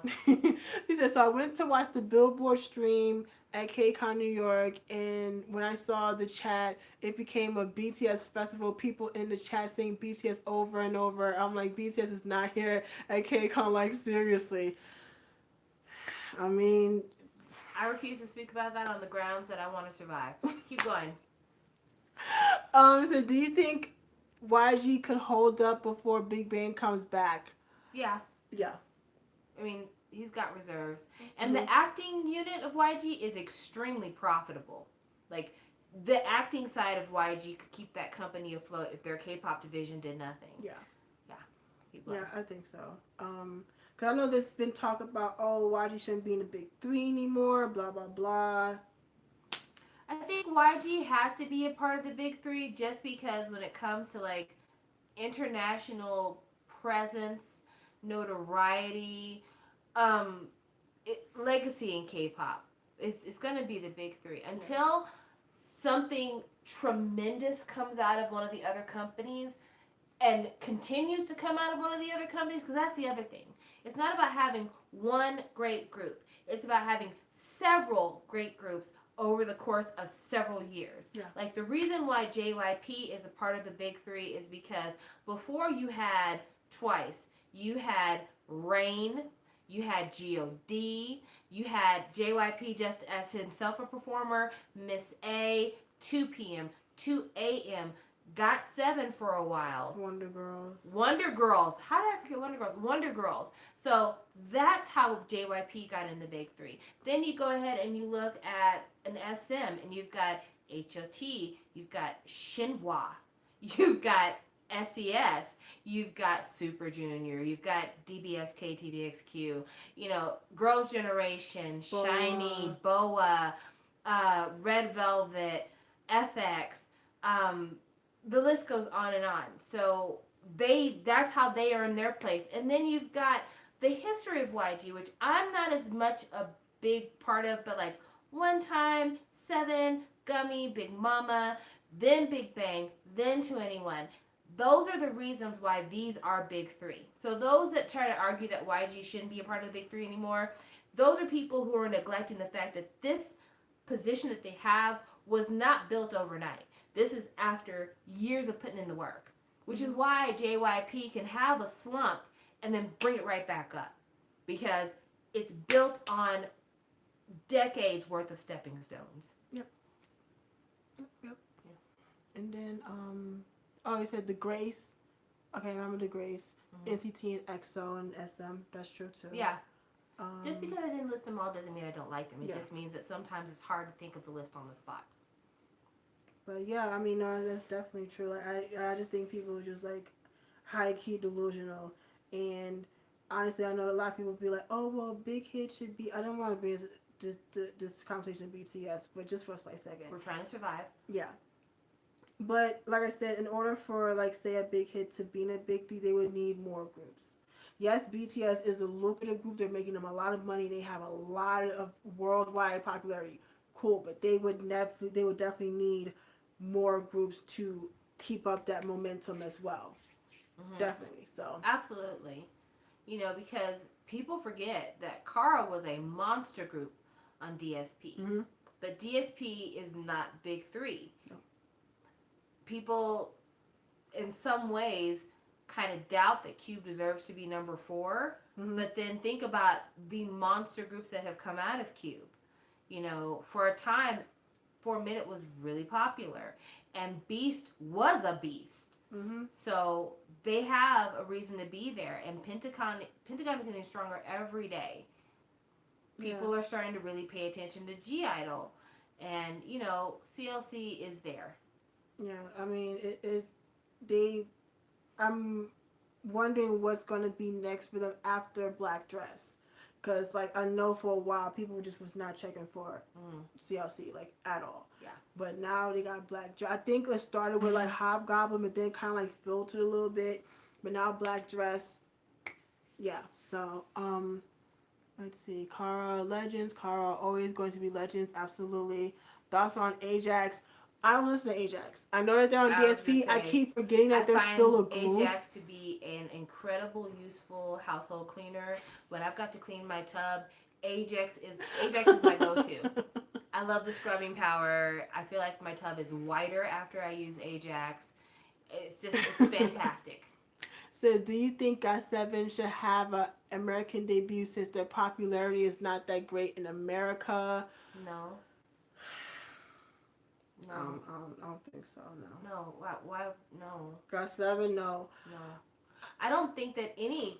I think that the only reason why BTS should even do an American album is just because they actually have proven that they can sell the CDs in America. Yeah.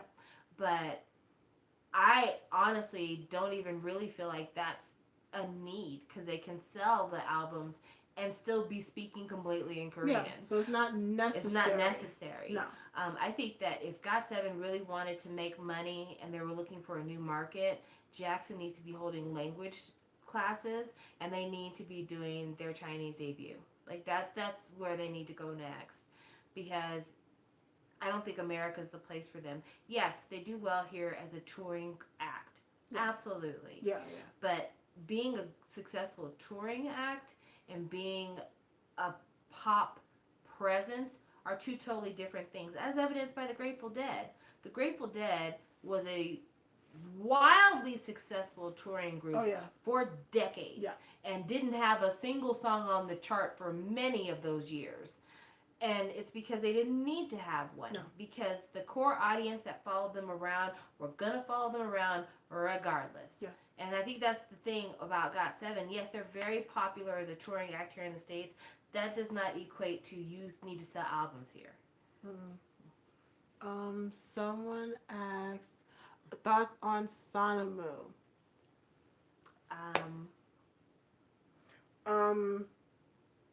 Honestly, I feel like TS screwed them from jump.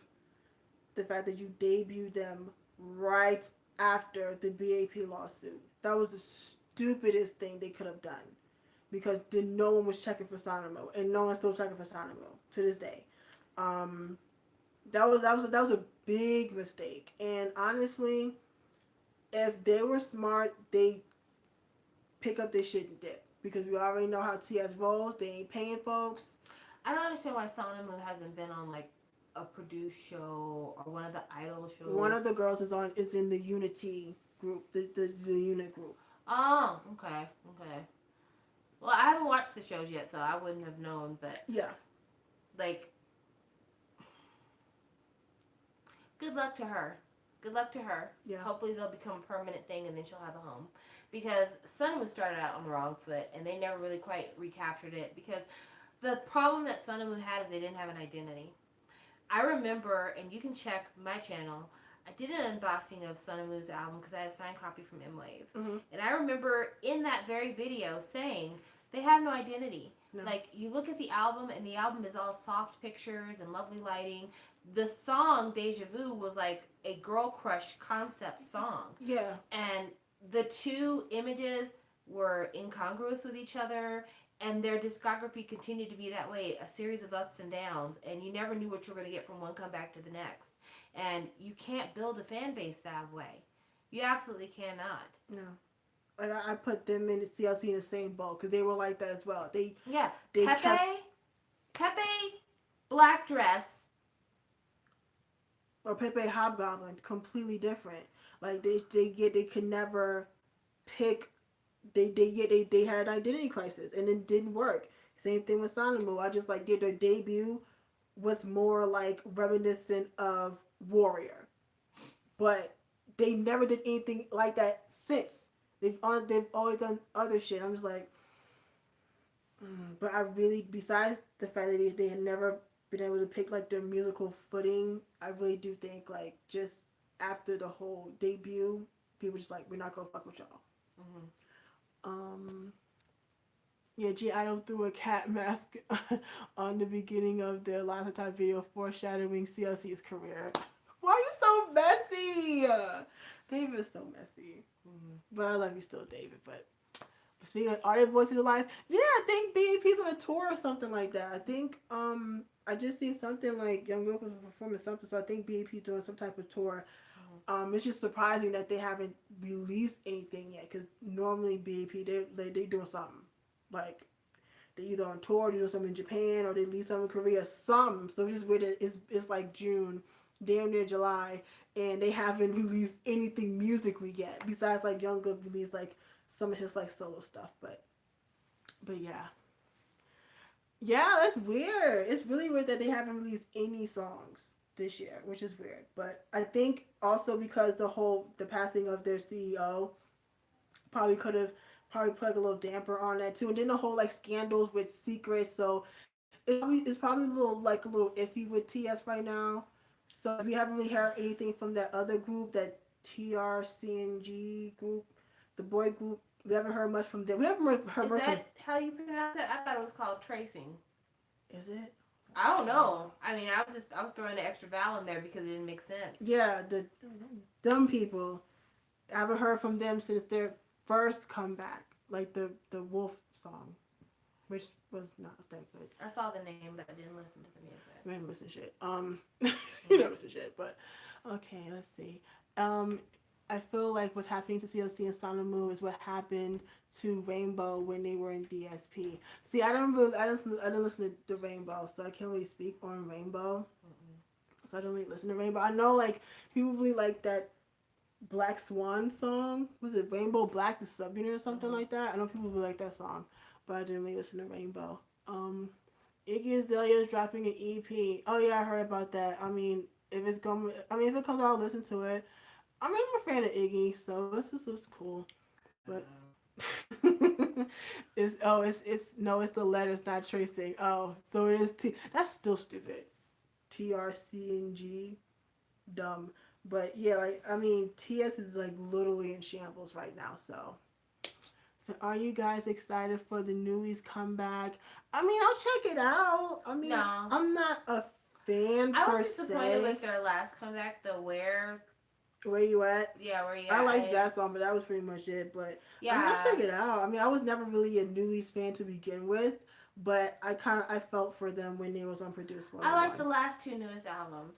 Mm. The last two were really slept on classics, but that last Newies W, I didn't think it was good, and I also didn't understand why it wasn't good because I don't feel like they lost their main vocalist. No. So why? I think the main vocalist is Becco. So why was the album so weak vocally? Mm-hmm.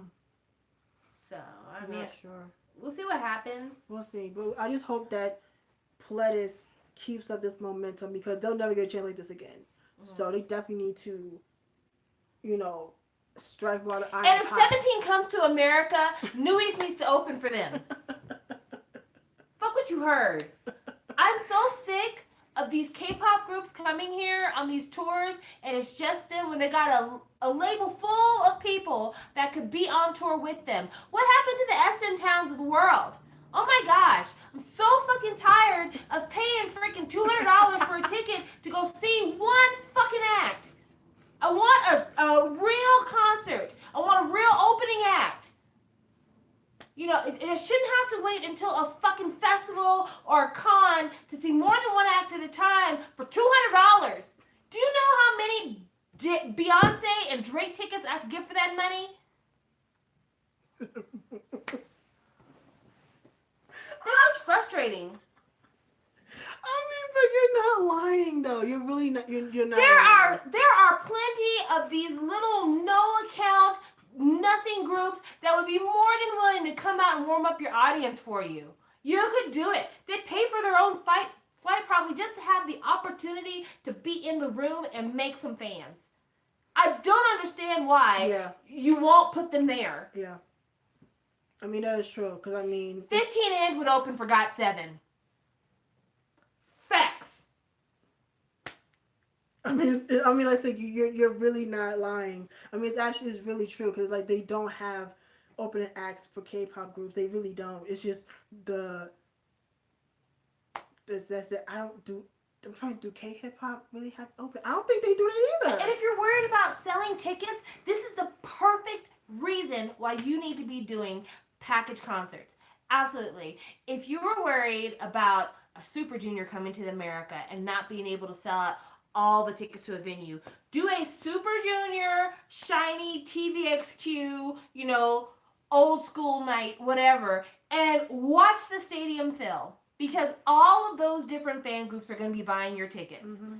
But instead, you're like, no, I think we should do a card world tour and book a bunch of venues for them. They're going on Where's tour. April? They're going on tour again. April can go with them. They're going on tour again. April can dance back up. They can going- do lighting, whatever you need them to do. They need a job. I'm so. Do you know how much time it takes to make the money to go to a fucking K-pop concert? Especially if you have like actual travel expenses. Throw me a bone. Bring some more people out there. Yeah. Sorry. You snapping. I'm just. But no, it's just because people agree with you, but yeah, it's just because there's been no one does SM Towns anymore, no one does JYP Nations anymore, no one does YG Families anymore. I don't know why, because people would come, Absolutely. especially now that like SM has EXO. Well, no, they was already in, but you have like Red Velvet and NCT. Now they would totally come. You know what I'm saying? Oh, or like absolutely. YG, you have Blackpink, and you know how many people have been dying for like Winner or Blackpink and Icon to come to America? Like, why do you stop playing?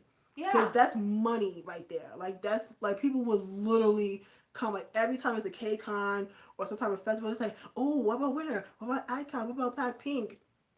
Now I heard from different people that a lot of the venues that GD held his concert in were half filled. Oh, word. I don't know. I would have to ask Keita because I know she went to the tour. I didn't go. I was broke, but I feel like he could have easily had Winner or Icon open for him.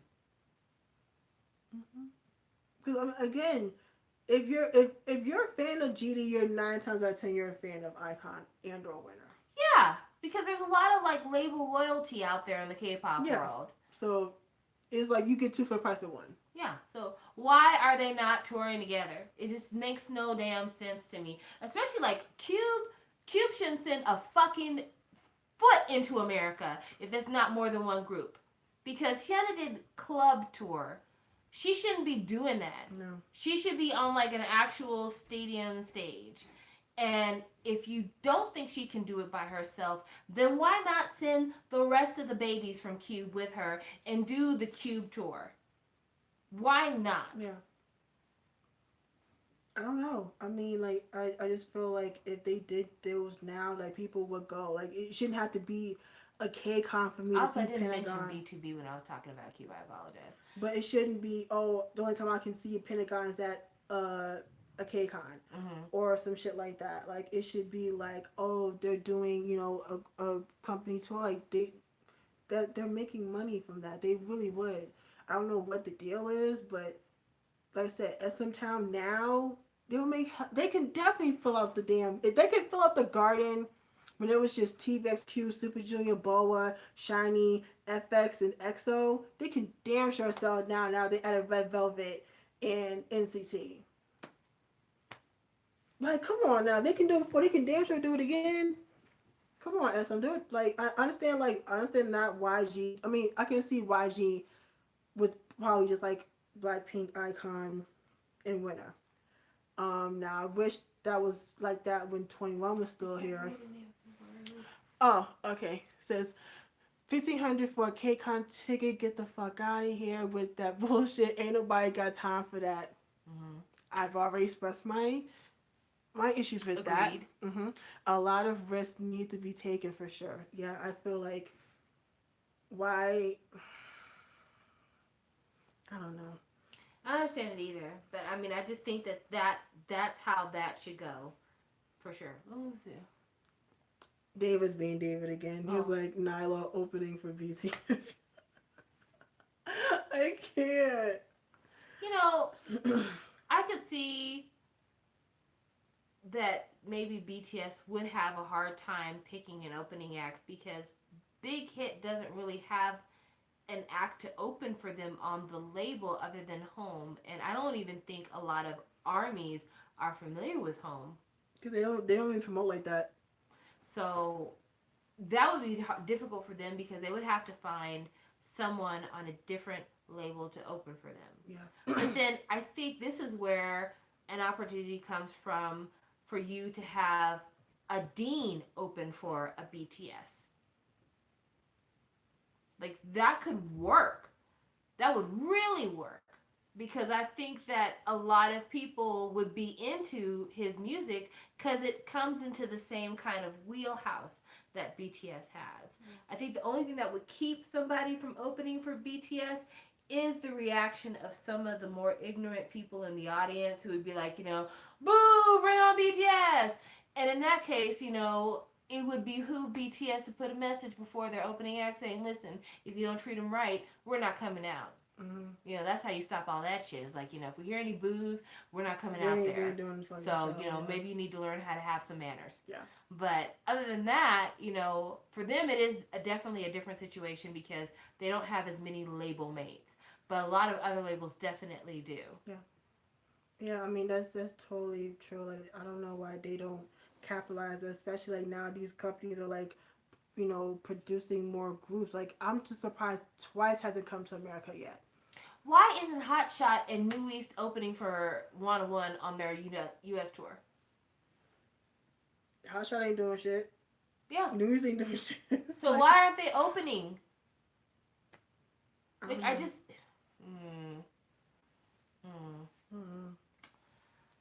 But I've said what I said. Okay, so it's been 2 hours. So I guess any last minute. I guess we're gonna wrap this up because we're on for 2 hours. I guess so. So any last minute thingies before we go? Anything like last minute or whatever? Other than that, we going last commentary. Yeah, last. I kind of touched on it a little bit. That episode 3 for Shiny, from what I've been told, they will not be promoting episode 3. The song "Our Page" is supposed to be about the members' feelings about Jonghyun and the situation. Ooh, and there will be a song on the album that features Jonghyun's vocals. Are they really trying to hit a bitch in the feels? Are they? Yeah, they are. They're totally trying to get us. And I really hope that people will be kind and sensitive in the way that they speak about this last episode. I've touched on it on my own channel, and I'll touch on it here. There's a lot of people out there who love a sad story. They love a cautionary tale. They love to take other people's pain and turn it into, and this is why we this, and this is why you should that, and we all need to be better, and this, that, the other. At the end of the day, these 4 individuals spent a long time with Jonghyun, and they have a lifetime built with him that the rest of us can't even comprehend because we'll never share those experiences. And I think it's cheap of people to take the personal expression of this group and use it for pleasure, for kink, for making a point about something else ridiculous, because they lost someone that they've known for well over a decade. They lost someone who the larger part of their life was built up with. They traveled with this person, ate with this person, cried with this person, fought with this person. They are able to be where they are in life because of this person and the things that they built together as the team. And they lost him in one of the most brutal ways you can lose somebody, because you're always left with the question, could I have done something to have stopped this? And so anyone who takes this time to pretend to mourn for Jonghyun, or takes this time to act like they care when really they just want to be a part of a sympathy train, or they just want to be, you know, caught up in some kind of emo feeling circuit. I don't know even what it is, something sick. Yeah. I really want them to go jump off a bridge because you weren't here for the good times. You didn't have that same energy for I want you or good evening, and we don't need that energy here. This is a chance for us to silently reflect on what the last 10 years have been, what the last few months have been, and for us to try to put some start to the closure that we'll be continuing to work on for a long time to come. And I'm very sensitive about it. I'm certain I'll probably do an individual rant about it, but I really want people to act with some fucking sense about this. That's all I want. I just want people to act with some fucking sense because, again, Jong Yin may have been an idol, but more than that, he was a human being. And his life meant just as much to his friends and his family as your cousins, your friend, your brother, sister, aunt, uncle, parent. If you lost them, you would be sickened if people around you who never knew them wanted to use their name to prove a point about something stupid. Yeah. Take that same thought pattern with this individual, please. I did miss the comments, so I don't know. Oh, yeah, that was perfectly said. Sorry. No, that's fine. Let's see. Twice I've been to America. Well, they did KCON. They didn't do an actual tour. Yeah, I don't think Twice has done like a Twice tour. No, they've only done KCON. But I'm saying, like, why hasn't Twice done a tour? They have enough material. Tour, though. No, that's another thing. Why don't girl groups tour? I think A Pink may have done a tour. Revel did a fan meet, but like, there's not many. Like, besides 21, not that many girl groups tour. Like, they really don't. Mm-hmm. And as with the popularity of Twice is huge, and they have enough material to do a whole tour. Mm-hmm. Why not do that? I know they're busy doing stuff in Japan and all that shit, but they could really make a lot of money in America, at least in America. Mm-hmm. Like, because they have a huge, like I said, when I saw them last year at KCON, that place erupted when Twice came out. Like, they were here for like NCT, but when Twice came out, it was a fucking rap. Mm. So there is a fan, but there is people that will come and see them. Yeah, I mean, if GOT7 can sell tickets, Twice can sell tickets. Yeah, absolutely. And they're like, and all, not to be messy, but Twice is way more popular than GOT7. That's unfortunate, but it's the truth. But yeah, he said, do you think there will be a repack for this album? I don't know. I would be surprised if there is. Only because usually with a repack, that entails promoting a repack song. And since they're not promoting our page, I don't know that they would follow up with a repack song and then have that kind of hole right there, if you know what I mean. Mm-hmm.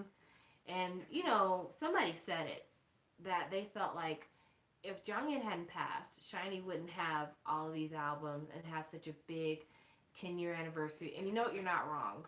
You're not wrong. Because you see what they did for the 10-year anniversary of Girls' Generation. They got a song. You saw what they did for Super Junior's 10-year anniversary. They got an album and a repack, I believe. TVXQ, I think they got just a album and a repack. So this is kind of unheard of for an SM group to get. Yeah. To get 3 albums over the course of, 4 or 5 weeks. It's pretty much been like... Yeah.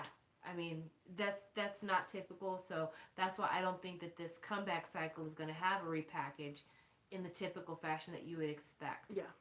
You know, and actually, it's fun to me in a way that they did this because one of the things that I've said is that SHINee has pretty strong mini albums, but they haven't had a mini album in a while. Like, all of a sudden, they made up for lost time and gave you 3 mini albums. But yeah, I would definitely be surprised if there was a repack. I just don't think it would fit into the narrative of what they're doing right now. Because, I mean, what would be the the fourth shape. They've already done a circle, triangle, and a square. They basically covered all the shapes that you need. Okay, I missed what was said. Oh, so yeah, 18 songs is a lot already. So, Yeah. yeah. So, Rectangle. Oh. well, that's just a stretched out square. Yeah, it's not like, or like a star or some shit. Maybe a Yeah, star. it's a star. Yeah, it'd be like a star. Yeah. That's pretty much it. But yeah, I think, or heart, maybe. I guess a heart, but a heart is just a triangle with two circle halves on top. A diamond. A diamond is two triangles. Yeah. A All right. star is multiple triangles. Yeah. I could do this all day. But yeah, I guess that's it. Let's say it's like we've been on here for 2 minutes and 2 hours and 10 minutes. Yeah. So we've been on here for a bit. Mm-hmm. So I guess we're gonna wrap this up. Thank you guys for coming through to hang out with us with the, Produce 48 talk and various K-pop talk and stuff like that. I told you guys I was gonna do a live stream, just didn't know what about and when. But now we had the perfect opportunity to do a live stream, and I got to do it with Sam here. So Yeah, it's been fun. I look a hot mess, but I think if you can't already tell from context, I'm going to bed after this, so I really don't care about how I look at this point. But yeah, so like I said, we'll keep continuing on. We're not gonna do this like every like week or whatever, but I guess like periodically while I'm here, we'll might like talk about it and stuff like that. So just to, I guess like as it goes, but it's not gonna be like every week because anybody got time for that. Yeah, probably the next, because I haven't done anything on my channel for a minute. Probably the next live stream that I do will be after the last episode comes in. Then I'll probably talk about all the episodes because at that time I'll probably talk about just the process I went through with buying things and everything else. If I do anything before then, it'll probably be in the next couple of days because I do have a Zen Market package that's coming in tomorrow, I believe. But yeah, other than that, I think that probably outside of talking with Jade, I'm not going to be doing that much either, just because there's really not much else I'm interested in at the moment. Yeah, same here. I mean, I haven't been buying things, so I don't Like have. music wise, there really hasn't been that much to talk about.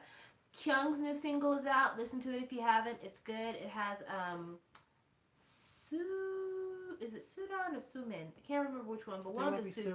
Sumin. She's on it, and she's a talent, so you should definitely check her out. What other new songs have come out that have been? Besides Blackpink, not really. Taemin and BY did a collab. It was cute. You should check that out. I don't know anyone else like having a comeback soon. Yeah. I don't think so. Besides like this last one with Shiny, I don't know. Yeah. So I mean, there's music out there for sure, but I really couldn't tell you what it is. But it's out there, and maybe we'll talk about some of that, or just talk about what it's like to be on vacation. At least she could talk about that. I have no idea. I haven't been on a vacation in so long. I could not tell you, but. But yeah, so again, thanks for coming by and hanging out with us and talking with us, all that good stuff. I know it was like kind of like last minute and stuff like that, but thank you guys for coming anyway. So yeah, I guess that's it. I guess we will catch you guys on the flip side. I don't have fun going with you. I was going to say bye. Bye. Click. All right, so yeah, we'll see you guys next time. Oh, wait, before you go. Before you go. I want to show everybody this. Mason. Oh, yes. Gave this to me. Yes, mine is at home. Yeah. But thank you, Mason, for giving us these prints of Jonghyun. I really like the original picture. So thank you. I know it cost you a grip, and I kind of feel bad. I kind of want to like slide some change over because I kind of feel bad that you. Which is why everyone should commission Mason to do work for them. I will be commissioning him soon. I just have to figure out what I want him to draw for me. But everyone should commission him to do custom artwork for them because he is very, very talented. Yes. If I had the money, I would. I've been wanting to have him do something for me. I'm just like really broke. But if Mm. I did, I would totally have him do so. He's very good with his art, so definitely hit him up. You already know where to find him. All the good NBK shit. Pop 97 on YouTube's. Hit him up. But yes, so thank you